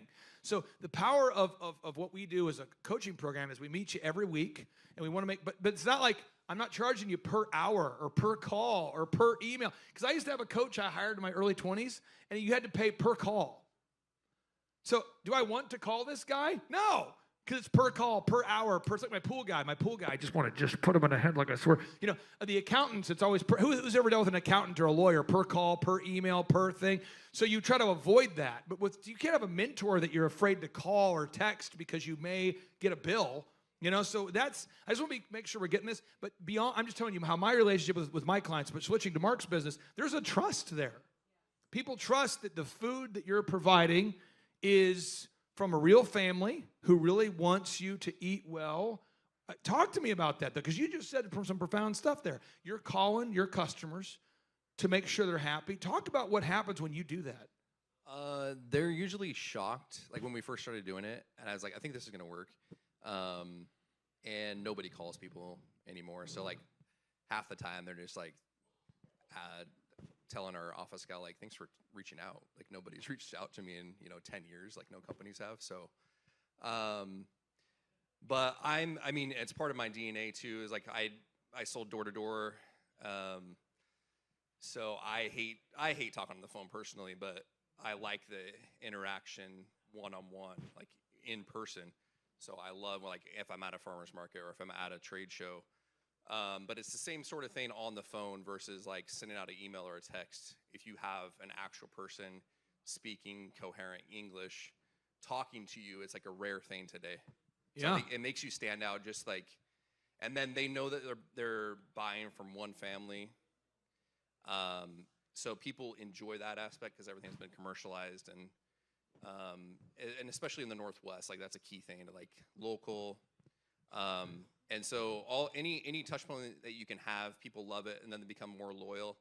And I think that's a hard thing in today's world of like customer loyalty. People are willing to jump around. So just doing things that make it feel like a genuine experience, I think goes a long ways. Now, Trisha, I mean, since we've met, I mean, we've gone from one location to 2 to 3 to 4 different businesses going.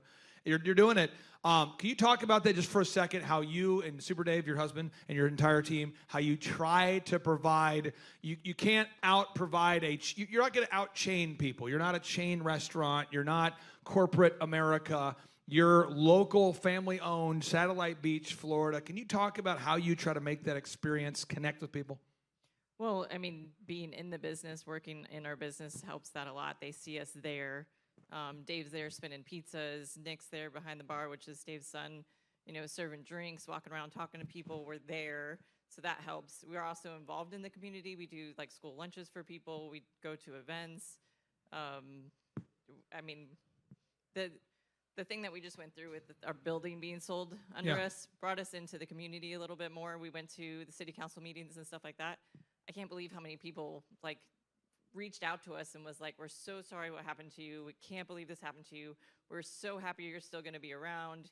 And we were like, I mean, we're just people, you know, it's no big deal, but they were ecstatic. It was crazy. And It was if you thought about your week in the restaurant, what percentage of people are like recurring local people that just keep coming back? Oh, all the time. We literally have a customer has become friends with us because they're there so much, and they've seen our passion, and they know that the food is, you know, fresh and good, and they've seen this whole craziness that we're going through, and we're building. They were there when we opened Beaches and Cream, and now opening the other location. They're like, this is amazing. What are you guys doing? They're asking questions and stuff like that. And Greg, I want to ask you the same question here, and then we'll introduce our next speaker. We're talking about marketing, and you know, if you're not careful, you start to think about people as a demographic and a group, and you start to make a spreadsheet of like, we need to reach more women who are between the ages of 32 and 50. You know, but you want to. They're real people.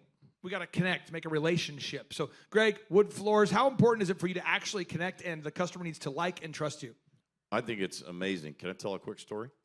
Go for it. Wednesday, my son, who's pretty much one of the most amazing people on the planet, his face is currently as red as his hair. There he is. That's Joe. He went to a job to help replace a window with one of our other people. He asked for a review, got the review. She wouldn't do a video. Okay, we got the review. She wrote us an email voluntarily later that afternoon, and just unbelievable how amazing these guys were, the great job they did. They were polite. They cleaned up the job site. And I wrote back and said, thank you for being the less than 1% of people that would take the time to do that. And she wrote back, we were in a love letter before it was over with. And it cost more than we originally thought to go get a piece of wood to fix this thing. We needed a special window jamb for it. We didn't charge any extra. So is it $80 or that? Which one's worth more? Got to build that relationship, okay? Now, again, let's hear for Mark. Let's hear for Mark. Thank you, Mark, for coming up here. Thank you. Let's hear for Tricia. Let's hear for Greg. Okay, I'm going to bring up Ryan Walters now. Ryan's going to come up here for about 15 minutes. Now, Ryan, how many of you have interviewed people for jobs recently? You've tried to hire people? And how many of you felt like, did I just interview Beavis and Butthead together? Have you ever had that thought? There are great people too. There's great people. But how many of you have interviewed and you're going, wow, we got a little bit of a problem here? Have you interviewed people? Okay. And Ryan, good to see you, by the way. Good to see you. Yeah, good to see you. So I'm gonna have you hop on that mic here. Can you tell everybody what was your last job of note that you were doing? People might know you on the national. What was like the national job? A lot of people say, I think I've seen them on Newsmax or what was the last thing you were doing? I was Oklahoma State Superintendent and the Oklahoma Secretary of Education for the last 5 years. Yep. All right, and so in Tulsa, we talked about yesterday, in Tulsa, we're spending $23,000 per student, I believe, on education. We're getting a great product. I mean, I wish we would spend more, frankly. But we're spending $23,000 per student on tax dollars on education. How's that going? Not too great. And folks, you hear that a lot. We need more money in education. It's not about the money going in, it's how it's being spent. And you see that. I'm talking to entrepreneurs right now. Wouldn't you love to have kids that are prepared to go create jobs in the future, create small businesses? That's not what we're seeing out of our school system. And you always hear the left point to money. We need more money. We need more money. Folks, money isn't the answer. The answer is changing education and creating a vision so that each kid and their own individual goals can be achieved. And what we continue to see every step of the way is the teachers' unions fight against that because they get more money off of the top of every dollar that goes into education. And so you've got good teachers that want to teach, you've got families that want better for their kids, and yet you have a system that refuses to change, and that's part of what we're trying to work on. And what I'm going to do is I'm going to ask you two kind of rude questions, and then I'm going to move out of the way and give you some space so you can do what you want to do for about 10 minutes, and I'll come back. So I'm just going to kind of tee up two rude questions, and then we'll kind of, we're all entrepreneurs here, and as a general rule, on behalf of myself, I do not like politicians, okay? So when you say you're from the government, I'm like, our next speaker was heavily involved in the Nazi Party. What a great guy. No, I have a concern about, political people. But I know you, and I know what you do, and I know you're for our kids and for our state. However, a lot of people maybe don't know that. Why should people trust you? Could you point to anything that you've done that was effective as it relates to reforming education? Yeah, we had the biggest reforms in the country. That's why Texas, Arkansas, Florida are doing our same agenda. In Tulsa Public Schools, we removed the superintendent that had done a terrible job for 6 years. Tulsa saw the largest growth of academic achievement in the last 2 years that they'd seen in 3 decades. We did the same thing in Oklahoma City. We brought school choice so that parents could choose the path for their kids. We were the first state to ban DEI. We were the first state to bring the Bible back to education so that, absolutely. First state to do that. Now Texas is following, Arkansas is following, Florida's following. We set a trend that, guys, you can't understand American history if you don't understand the Judeo-Christian values that undermine or that set up this country, and we see the left undermining that every step of the way. And it's something else that we did, and we had to fight against the unions to do it. We brought merit pay to Oklahoma. I don't know if you guys know that with the teachers. Teachers can make up to 6 figures in Oklahoma classrooms now. We now have over 300 school districts doing that. But the unions fought it for 5 years, and now we've attracted some of the most talented folks from around the country. And again, we've got about 10 other states that are following our lead in that. But these are major reforms that we put in place in Oklahoma. Final question, and then I'm going to let you just kind of answer this question, and you can go into 10 minutes of whatever you want to talk about. I'll leave so the morale will improve, and then I'll come back. Okay. So why are you doing it? Because this is the thing. This is the thing. I want you to, again, by show of hands, who's met politicians? Come on, who's met them? See, I remember I won the Entrepreneur of the Year award in 2007, and I went to the D.C., and I met Coburn, may he rest in peace. I like him. And by the way, my daughter is best friends with his granddaughter. And she's like, we're in my kitchen, and she goes, my grandfather would love you. And I'm like, who's your grandfather? She goes, Tom Coburn. I'm like, get out of here. Coburn? That was, if you look up Tom Coburn, I'm like, Tom Coburn? Like, this is the legendary Oklahoma elected official who voted no for everything. Sean, are you looking that up? Tom Coburn, you put it on the screen there. Tom Coburn. Sean, you got that? Dr. No is what they called him, right? Yeah. Sean, we're fixing a web demon right now. Hold Okay, on. look it up. Tom Coburn, though. Tom Coburn. So when I go to D.C. to get my entrepreneur award, and when I get my entrepreneur award, I met Inhofe, and I met Coburn, and this is, remember when the financial collapse happened? Remember this? The Great Recession? Remember that? I'm there at that time, and I'm going, can I ask you, sir, why are you the only person who votes no for everything? And he goes, well, Clay, they put a bill on my desk that's about this thick, legislation, and I'm supposed to sign it before I've read it. And I'm the only person who thinks it's unethical and unrighteous to sign something you haven't read yet. So I will not vote yes for anything I haven't read. I will not do it. And I go, you're the man. Now, I'm looking around. You would think, remember how crazy the recession was? You would think people would be like urgent. No, no, no. People were having a good time. People were spending like a bunch of drunken sailors. They were taking us out to bougie restaurants. And I'm like, why are you the only one who seems to be concerned about the American economy? And he's like, well, you see, I'm a doctor who delivers babies. And so I make money as a doctor that delivers babies. So I don't need this job. And thus, I don't care if people like me. I was voted for, the people of Oklahoma voted for me, and my job is to represent them. And so everybody up here hates me. And if you go down the hall, ask them what they think about me. They hate me. They hate Dr. No. And I'm like, I like you. So he and I hit it off. So I just want to ask you, in a world where very few people read the bills, very few people, I mean, these career politicians, they don't even care. What motivates you to do what you do? And then I'm going to disappear and give you 10 minutes. So what motivates you? And then share whatever's on your heart. All right, well, first of all, yeah, that is a very insulting thing to call me a politician. So there you go. But guys, Clay's exactly right. What you see in politics is every force out there, special interest, want you to give them money. They want you to push their agenda. And once you're in elected office, you feel all of that pressure. You see the negative ads that rain down. The teachers union spent around $6 million against me. Before I took office, spent about $8 million against me. You saw it all over the news if you're from Oklahoma. It was a consistent push to don't do the things that you were elected to do.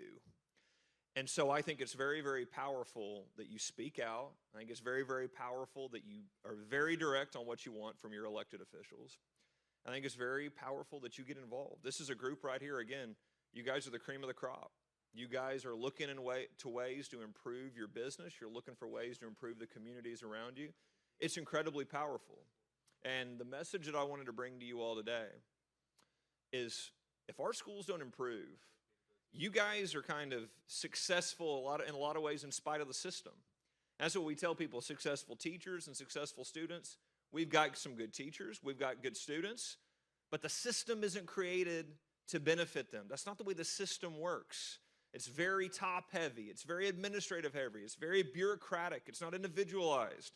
And frankly, we've gotten so far from the basics in education, mastering reading, writing, math, and history. Guys, we're very open on this on our organization. We want good American citizens. The only way America continues to be the greatest country in the history of the world is if our kids understand what made it great in the first place. And what has happened so many times in our schools is we've seen an agenda to not only not push kids to love our country, but actually turn kids against our country. And I want to tell you guys, that's a concerted effort. The radical left has gotten engaged with teachers' unions, administrators, different folks from all over the country to create a giant apparatus to undermine the values of the American people. So what we did is we said, well, why are teachers in the teachers' union? The teachers' union is out today. I don't know if you guys know, today is a day of protest. Teachers' unions across the country are shutting down school today. They're very open. They're very proud of it. They shut down Chicago public schools today to have a day of protest against the Trump administration. So kids aren't going to learn today in Chicago because they got to protest President Trump. And by the way, the trainings, we've got an article coming out later today in Fox News about this, was given to kids as young as 3 to join the protest today in Chicago. These are huge, huge organizations with hundreds of millions of dollars. $800 million went to Kamala Harris from the teachers' unions. Hundreds of millions of dollars being dedicated. And you talk to most teachers, they go, hold on a second, I didn't know that.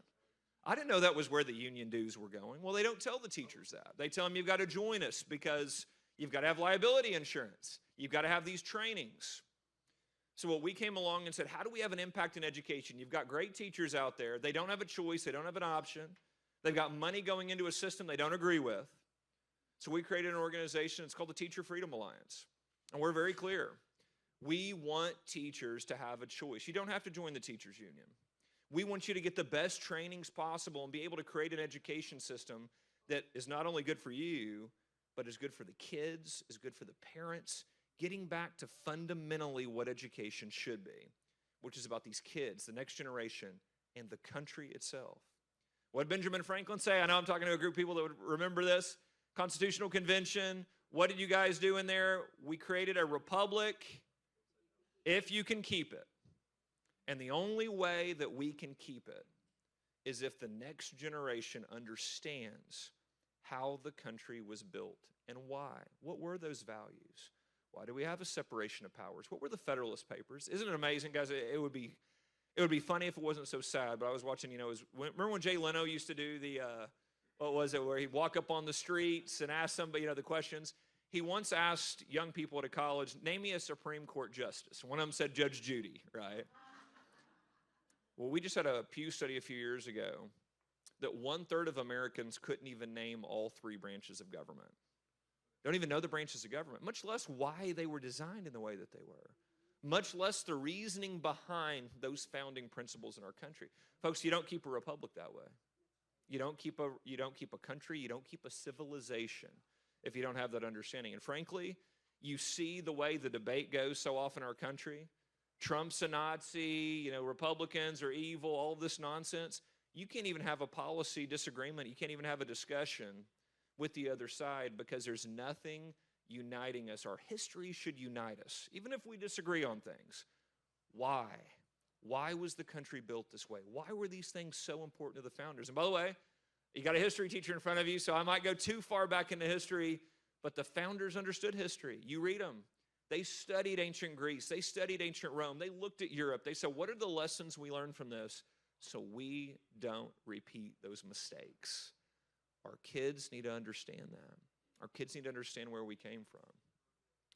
And that starts with getting the teachers' unions out of our school. Our mission is very simple.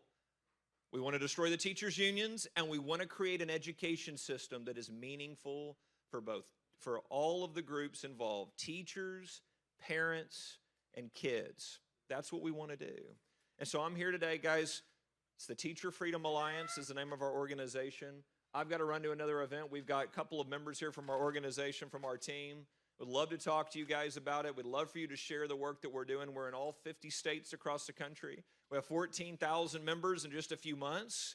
We're growing very rapidly. We've cost the teachers' unions over $10 million in just a few months of union dues leaving. Yeah, we're very excited about that. Very excited about that. Because, again, those are dollars that aren't going to be used for radical left-wing purposes. What we do is it's very simple. Hey, we're going to help teachers be better. We're going to help respond teachers. You want to know the number one concern of the teachers that we have here? Classroom discipline, classroom management. How many of you guys have heard about classrooms being out of control? How many times we just had a teacher study last week, national study, 70% of teachers said that they're leaving the profession because of the lack of discipline and support from their bosses in the classroom. Our number one training we're offering right now, classroom discipline. And folks, it's non-woke. We don't do the victimology. We don't do that. We do responsibility. Students have to learn responsibility. They're not going to be successful in life if they don't understand that, will they? They're never going to live up to their God-given potential if they don't understand you are in control of where your life goes. And again, I'm speaking to a group of people that are taking their lives, their businesses by the horns. We want our young people to hear that.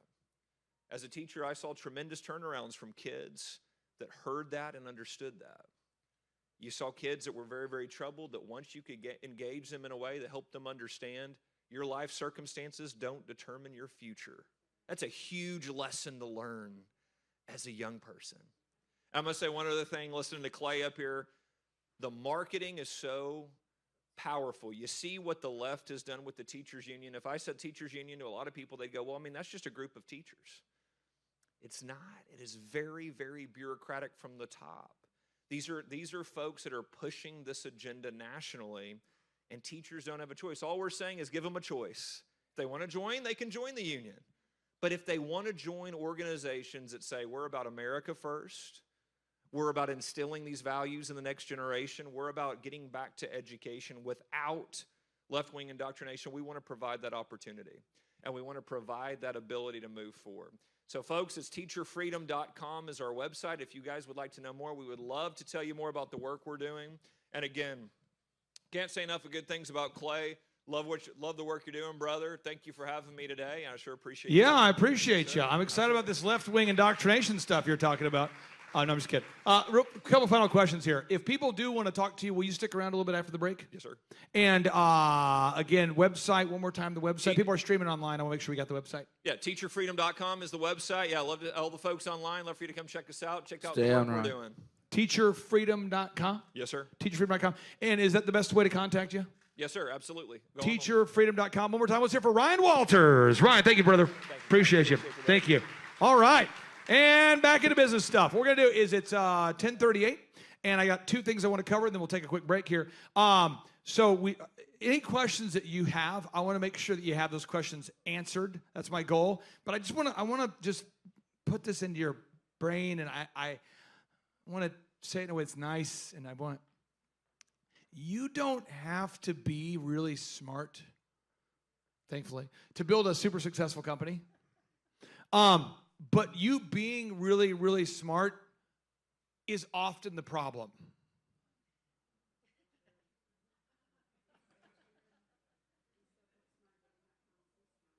And so I just see a lot of, like, we've got one guy, I'm thinking, it's just top of mind, I just thought about it about 10 minutes ago, but he's a guy who, he had an HVAC company. He came to this conference, and we grew his company by 8 times in 12 months. So in 12 months, he went 8 times larger.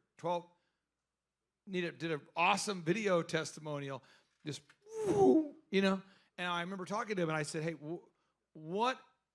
It seems as though you're real frustrated about something. He goes, well, it's so repetitive. No, I'm being serious. And I'm like, well, I mean, that's kind of how it should go. You play the game, you win the game, you make the money, you take your wife on a date. I don't know what you're looking for. And he's just like, well, it's so boring. And I mean that, and Aaron, I want you to come up here for a second to talk about this, because I call those rich guy problems. But I'm not exaggerating. I'm talking to this guy, and I'll be very vague about his industry in terms of like where he's located and his company now, but I don't want to throw him under the bus. I'm just telling you, we literally had to talk him off a ledge. This is a guy who'd been in poverty forever.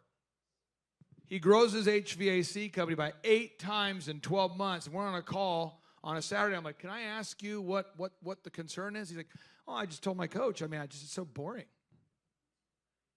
And I'm going, well, these are problems. I wish I could have had that kind of boring lifestyle growing up, you know? And I mean, it's real. And he's like, it's just so depressing. And it might seem like what I'm telling you is crazy and unrelatable, but Aaron, you see it. Because you literally have built multiple multimillionaires. You probably could see me smiling over here because we've had this conversation a bunch of times. But like early on when I first met Clay, like we were like a $14 million a year company. Yeah. And I was grinding so hard. And he would see me and he's like, dude, you go all day, every day. And I'm like, yeah. Then I fast forward, and at the end, we're doing $150 million a year. And I told Clay, like, kind of bored. I remember this conversation. And it's like, he's like, yeah, because everything's in orbit now. And it's just little micro adjustments. And so I said, I think I want to start coaching home builders again. And he's, you know, people who I would talk to, they're like, but you're running a $150 million a year company. And I'm like, yeah, but I don't have anything to do. I need to find a hobby or something. And he's like, okay, well, let's start coaching home builders together. And I was like, that sounds good. And then I started talking to the guys who were in the middle of the grind. Like that guy over there, he's grinding. Sawyer's grinding like a beast over there. He's just going at it. And he told me the other day, he said, I'm working so hard, I don't know which direction I'm going, and I love it, and I need more of it. But, like, eventually he's going to get bored if he just keeps being as consistent as he is every single week. He's going to get bored. So what you have to do, I'm going to play a little song for you, and then we'll take a break, okay? Sean, look it up. Kid Again. Kid Again, that's the name of the song. Kid Again by John Bellion. Now, John Bellion started off as a rapper, and then he migrated into melodic songs. So we're going to pull up a YouTube video. First song we're going to pull up, though, is called Sail Away. Sail Away. Type in Sail Away and type in Jonas Brothers Live, because you probably would know him from songs like this, Sail Away. And then hit, and this is the kind of stuff he writes. So hit play. You might know him from these kinds of songs. Hit play. This one's called Sail Away. Little firing, out on some kind of wave. I can slide in, sun rising, stars over Santa Fe. If the mental need to just let go, just let go. In this tempo, if the mental need to just let go. This love from so far beyond and on.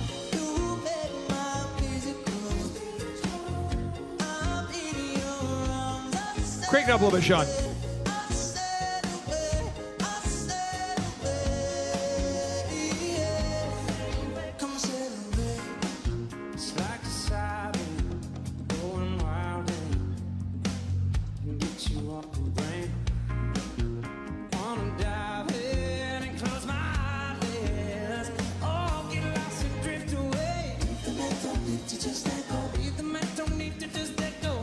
He's going to weave in strings, and he'll go in a round in a minute. He's going to do a lot of syncopated lyrics. You can kind of feel the rapper coming out, but it's all together.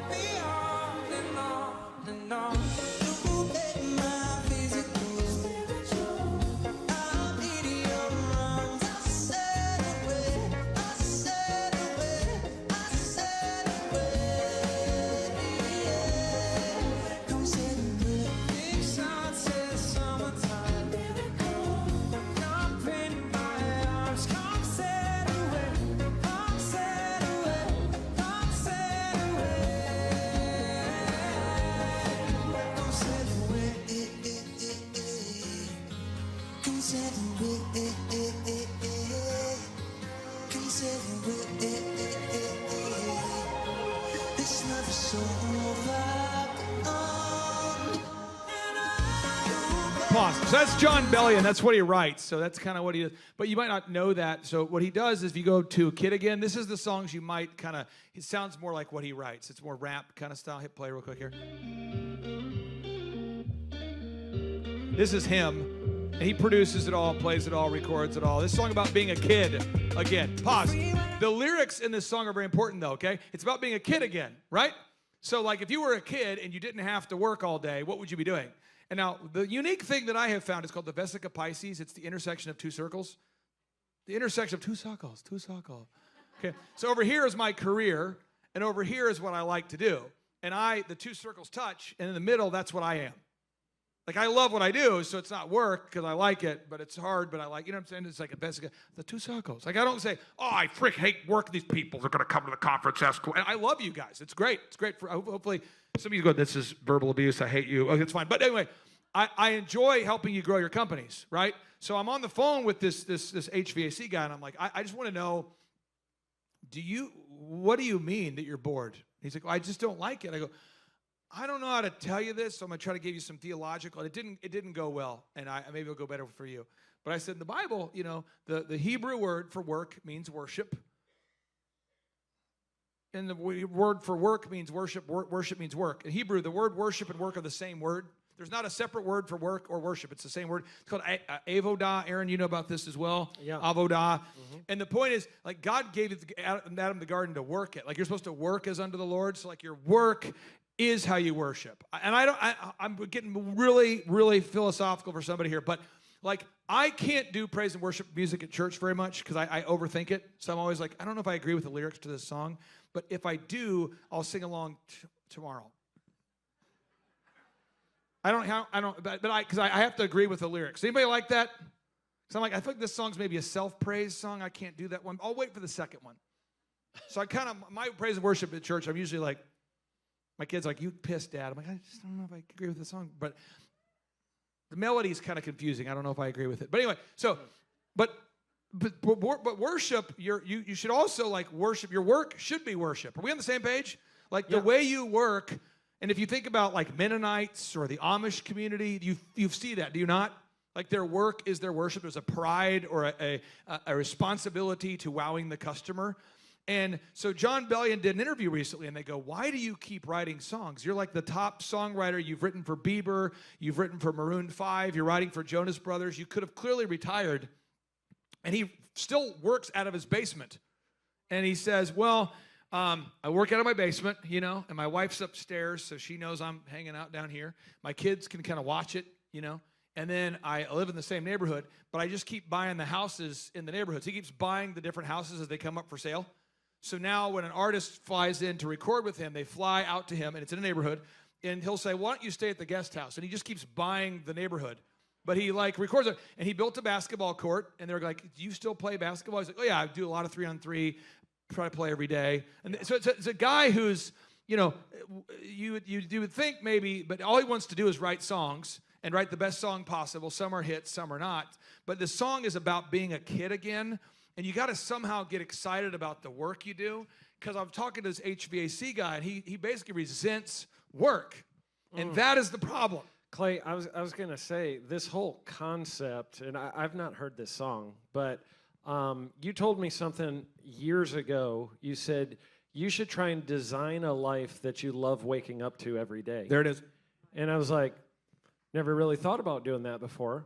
But while I was doing the home building thing, it's like when my brother and I were 10, 12 years old, we lived out in the country, and all of a sudden a road goes in next to our house, and they're building a neighborhood behind our house. And we started walking out there, graph paper, drawing out the floor plans of the houses being built. And I'm 10 years old. I get fascinated by home building. And I'm like, next thing I know, I get into the home building world, and it's like the passion for me. I don't know what it is about it, but I love it. I love creating things. I love that part of it. And it's like, I never thought about designing a life that I love waking up to. But when you talk about avodah, which is work and worship, it's like, if you get obsessively preoccupied with being a blessing to your fellow man, with what your gifts are good at, then it's incredible how you create the Vesica Pisces. Now we go back to this because this is really getting philosophical, but I promise I have a point here. The word vacation means to retreat from, and the word vocation means your calling. So vocation, the literal meaning of vocation is your calling. So I was excited to see you guys, you know? So people always say, they go, man, like with the Reawaken tour, I don't know how you guys did that for 2 days. I'm going, I love helping you guys. Like, I love it, you know? But when I used to work at Elephant in the Room, we opened our first store. I used to sell the memberships so I could figure out the business model. And I love selling memberships. I kind of want to go sell a membership right now, you know? Like, I love DJing. You get the feeling like I'm not wanting this to get over so I can go do something more important. I'm not trying to hide from you guys. Like, I want to connect and help you. I'm not going, oh, man, these people. No, I love it. I love it, okay? So John Bellion got into a record deal. And on the record deal, you have to have your songs approved before they can be released.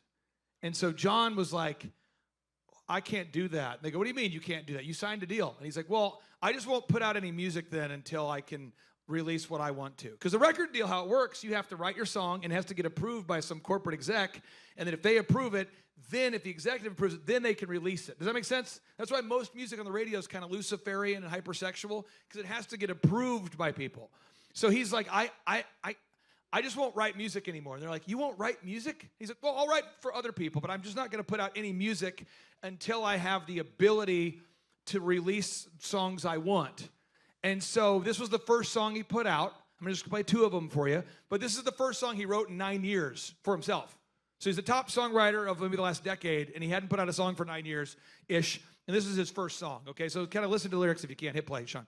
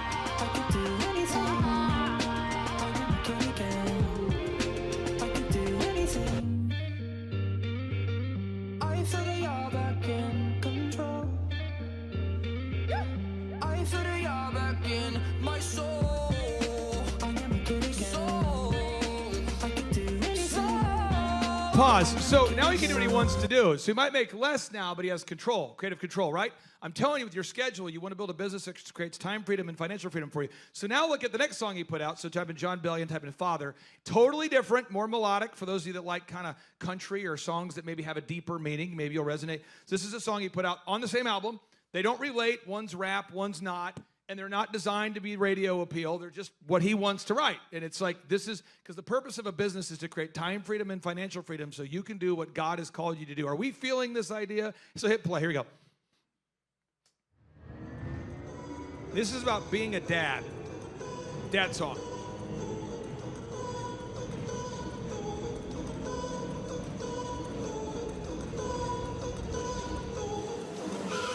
Gotta do that shit, however.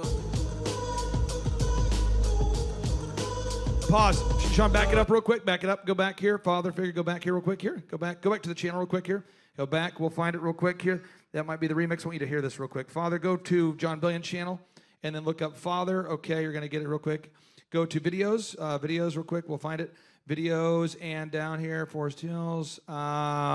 Luke Combs. Okay, why? Click on that one. 310. Sean, top right. Top right. Hit that one. Yep, go for it. Go right. Here's. Okay. I want you to hear this original version.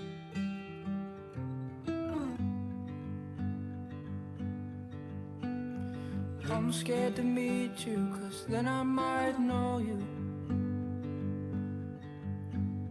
And then once I know you, I might fall in love.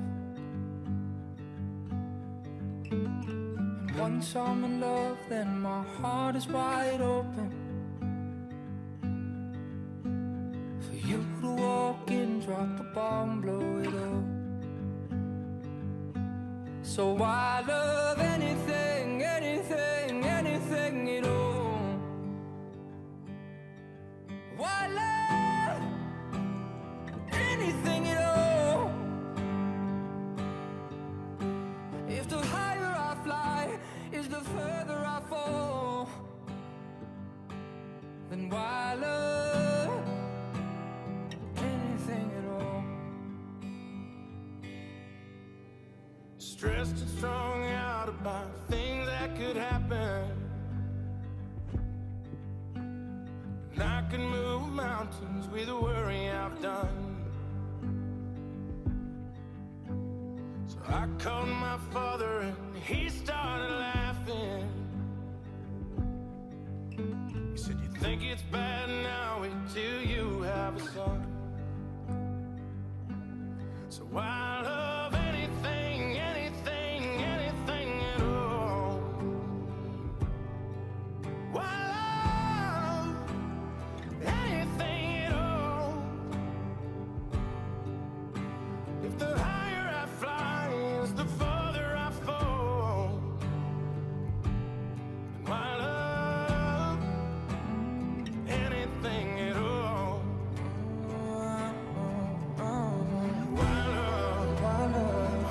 fall, and why love anything, anything, anything at all? Why love anything at all? If the higher I fly, if the further I fall, why love anything at all?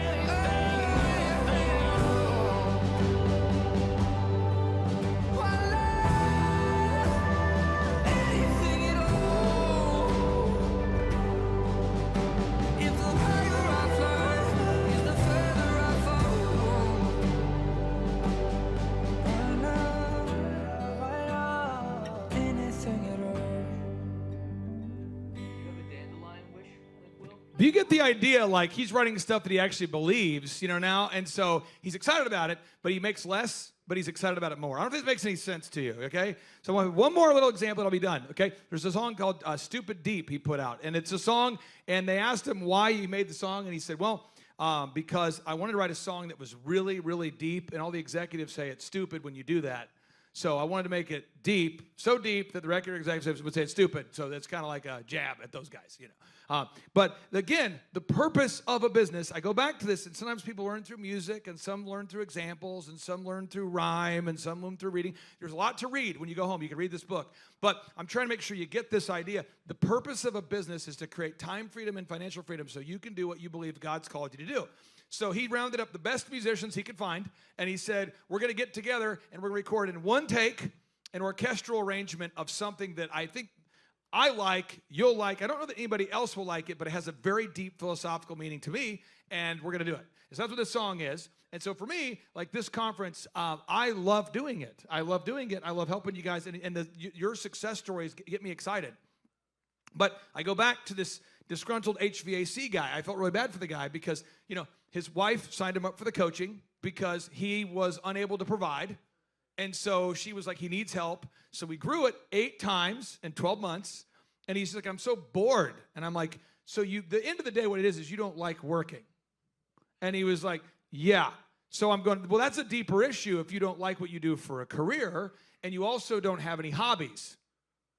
So I'm telling you today, we got to find what is it that God's called you to do, and your business should just be a vehicle to get you to that. It's not the end result. Does that make sense? So you might be a carpenter or a doctor or a dentist or food source provider or whatever you are, clothing, but that could be your passion, but you also, maybe the business is just a vehicle to fuel your passion, but you got to figure out, why are you doing it? And I always tell people it's why to the 5th power. So why number 1 is why. It's pretty superficial. We go, well, because I need to pay the bills. Who can relate to that? I got to pay the bills. All right, we got that? And that's highly motivational. And then second layer, you're like, these are rich people problems, is, well, if you could pay the bills, why would you keep doing it? If your bills are all already paid, and all the bills are paid, why would you keep doing this? And then you go, Well, because I just so you to be clear, I've been kind of functionally retired since I was 25 because I sold my company at a young age. So I haven't really had to work for ever. You know what I mean? So for 21 consecutive years, I'm just having a good time. You know what I mean? So when I sold the business, I was like, I can do whatever I want, you know? So it's kind of so you get to that place, right? So why? And then the next why is, well, why, if you had all the money, why would you do it? And then it starts to go, well, I think I'd like to really help Mary. And then it's like, well, why would you do that? What's the benefit? Because Sonia's a good person, and I can see her vision, and I can see where she's going. I don't want to put my vision on her, but I see where her vision is, and I think we could get it there faster. And then it's like, well, why that, though? Well, think of all the great employees that work at ZDBs. You know, think about April over there. She's great. Great people. I like April. April's give me a thumbs down. But April's great. But anyway, no, but then it's like, well, if you provide a great job, you know, if April loves her job and you provide a great service for the marketplace, now the customers win, the employees win, and now you're really having some fun. And so you got to figure out, like, why are you doing it? So one more song I want you to see, then we'll take a quick break here. But Aaron, you've seen this a lot. Yes. Where we've had people that came in, they're like, I just want to make money. Oh, yeah. And then once they hit that goal, every time, what happens? Well, what happens is it's kind of like we've had this conversation, Clay, but like I always feel like money is like a hammer. You either can use it to build something up or you can use it to tear something down. You think about people with a lot of money, they're one or the other a lot of times. And so we would watch people get really wealthy. And have a lot of money. And all of a sudden it's like they got to get in shape. They got to get a new car. They got to and eventually they got to get another house. Eventually they get all this stuff and they realize that's not bringing me any joy. It's not bringing me any happiness. And they start looking for other things to do with it. They start looking for other people around them to be a blessing to. And all of a sudden their life is fulfilled in a different way. Money will not fulfill you. Ask me why I know, because I chased it really hard. And when I got it, I went, this isn't it. This isn't the thing. And so my passion is seeing Sawyer get 100 Google reviews and go to the top of Google. That's my passion. My passion is helping people get to where their goals are and get that time freedom and start realizing, hey, if I had more time, what else could I do to be a blessing to fellow mankind? So if you watch this video real quick there, the word confidence, Carlton Pearson told me this, and maybe you disagree with it, but he told me, he said, Clay Clark, that was the guy who taught me speaking, by the way. And I said, Carlton, and pull that up, Sean, real quick, YouTube, Carlton Pearson. I said, Carlton, how do you develop that confidence? You've got this swag. Like this. Did anybody ever see Carlton Pearson in his prime? Did anybody see him? I'm like, you have this swag. And he's like, well, I mean, all week I've been studying the Word of God, and I'm excited to deliver it. So all week I'm just overflowing. I'm filling up my cup, figuratively speaking, and when I show up, I'm overflowing with the gospel. So it just and I am excited, you know? And I'm going, this is when he was single. I go, well, what are you doing when you're not doing that? He's like, that's all I'm doing. And I'm practicing with the choir. And so when you see us, we've been performing and practicing and working. So when you see it, that's what I like to do. So this was Carlton in his prime. Just crank it up just for a second so you can kind of see. Sing it again. Farther along. Come on. Farther along. I see you, fellas. We will know all about it. Farther along. Farther along. Just give yourself a little time. You're going to understand why.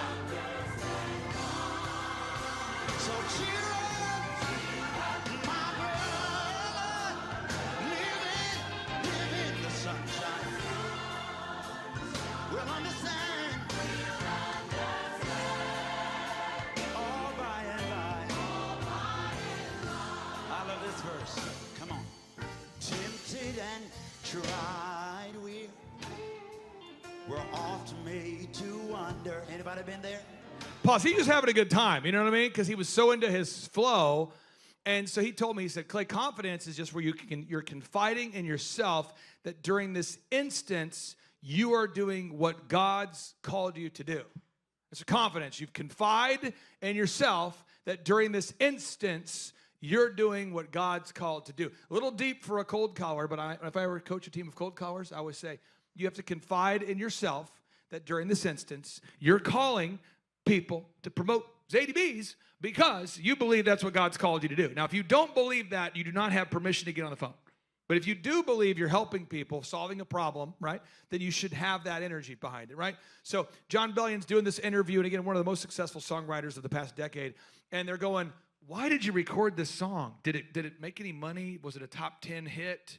You know, he's written a lot of songs that are top 10s, and he's like, I just really wanted to get together the most talented musicians I know and record one take of the most beautiful song that I could write at that time. And perhaps you like it, perhaps you don't, but it means something. So I'm going to have you watch this, and then we'll take a break. Go for it, Sean. For everybody watching online, it's John Bellion, one take. Here we go. What if who I hope to be was always me? And the love I fought to feel was always free? What if all the things I've done, yeah, were just attempts at earning love, yeah? And 'cause the hole inside my heart is stupid deep, stupid deep.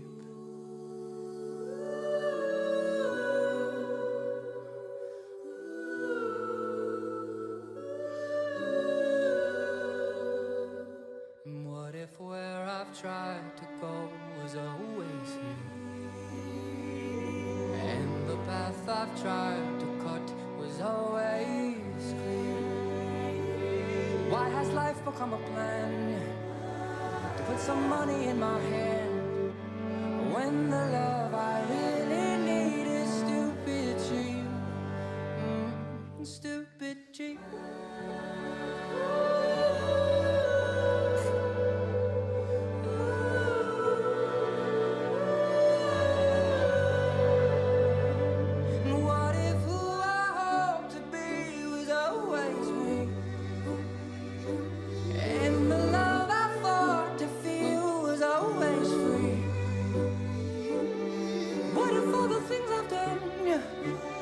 Just attempts at earning love, 'cause the hole inside my heart is stupid deep, oh, stupid deep.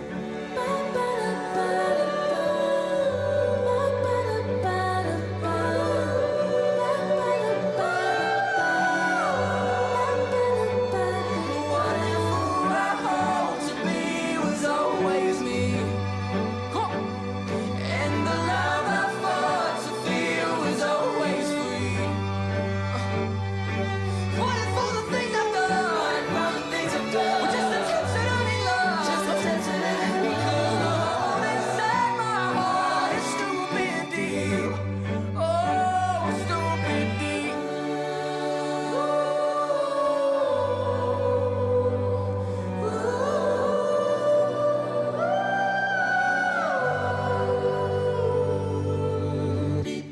Isn't that amazing? You know, but it's, again, I'm just trying to help you guys. When you leave this conference, I might not see you for a while. Some of you I've worked with you for years, but I only get to see you once a year. So it's kind of like when your aunt visits and you really like your aunt and you want, have you ever had an aunt like that? You want to see her, but you see her once a year? It's like Christmas, kind of like I want to see you guys more, but I can't because you have standards and lives and you live in Washington and you sell things. But I really want to leave you with this feeling that, like, you're building a business. It's just a vehicle to get you where you want to go. And then you want to get there with great enthusiasm.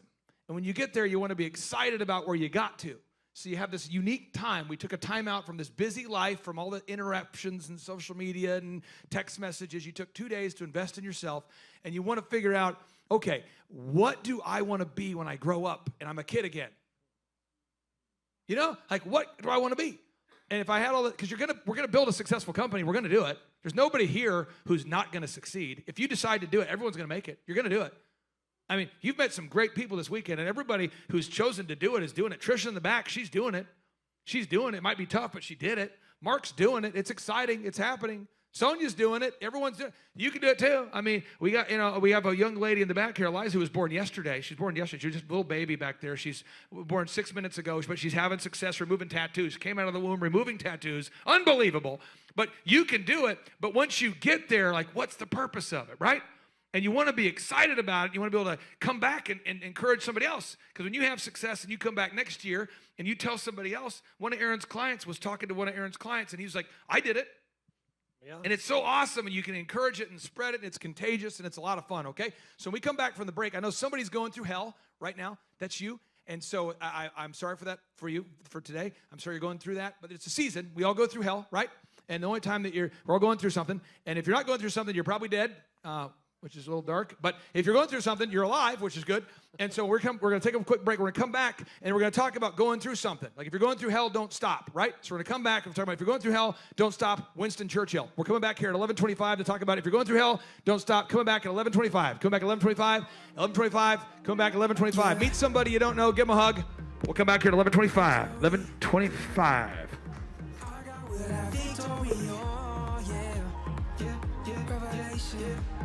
Reach the nations, preach the nations, teach the nations, sweet salvation. Our God will have victory, yeah. Victory. Have victory, yeah. Victory. Our God will have victory, victory. Our God will have revelation. Our God will have victory, victory. Our God will have victory, victory. Yeah. Our God will have victory, victory. Our God will have victory, yeah, yeah. I got victory for my soul. Lift my hands up high and I'm whole. I give all glory to the Lord. Thank you, Jesus. Hallelujah, we sing. Holy, holy, holy is our King, yeah, yeah. Jesus, you give me revelation for my mind.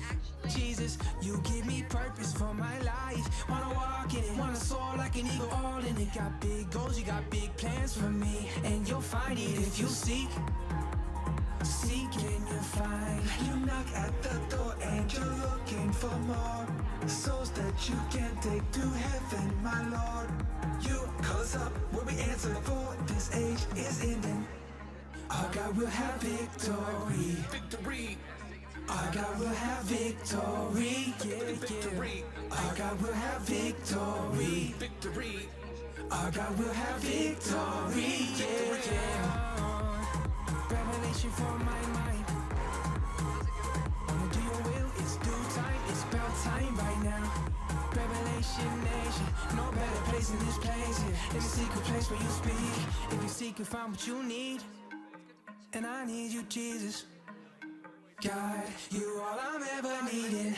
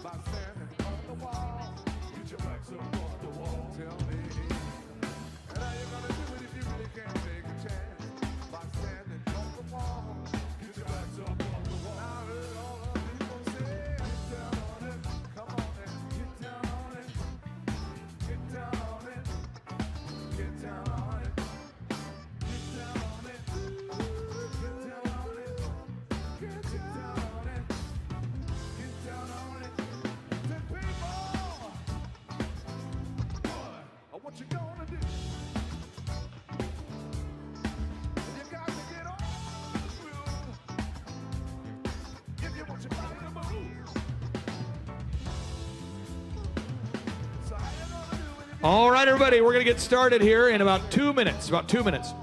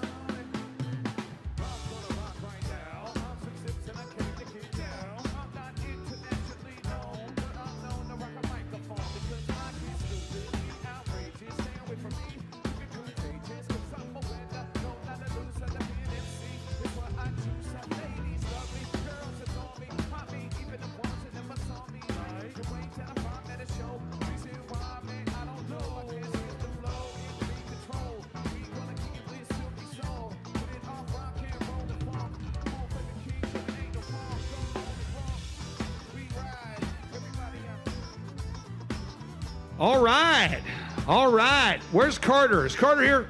Carter, come on up here real quick here, Carter. We'll bring up Carter. Coach Carter. Coach Carter. Coach Carter. Coach Carter. Coach Carter. Ooh. Coach Carter. Okay. So, Carter, get you on the mic real quick here. If you're growing a business, and that's what you're doing, if you're growing a business, this is the challenge about a business. If you know, there's a lot of challenges, but one challenge in particular is you do not get to experience the luxuries of being a government employee. However, you get to experience the luxuries of being self-employed. What am I saying?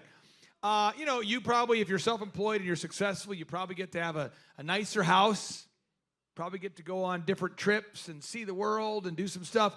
But you also don't really ever get a day off. So who knows what I'm talking about? So it's like people will say, it must be nice. I remember it was Thanksgiving about, you called me. I think you're the one who called me about the leak. Were you the one who called me downtown? Yes. So we were downtown, and I think the roof collapsed or something. Is this real? No, I think a water pipe burst. And Water pipe burst on Thanksgiving. On Thanksgiving that happened, because that's when it has to happen. You can't have a water leak on, it's not a good story if it happens on like a Monday when everyone's there. It's got to be Thanksgiving. So Carter calls me and he says, hey, we're kind of reenacting the Titanic. I'm getting the violinists ready. Carter, just fire off some other crazy things that have happened since you've been here where you go, that's just crazy. Oh, with Elephant in the Room? Or anything. Yeah, you just be like, that's nuts. Odd smells coming from different buildings would be one. Yeah, we had recently one of our stores just keeps smelling odd. So we've had to like rip a wall out, basically redo the whole plumbing or something, and now we found the smell. Pet snakes being brought to work. We talked about the pet snake. That's crazy. Anything else? We talked about the witches. Witches? I know there's some. I can't think of them right now.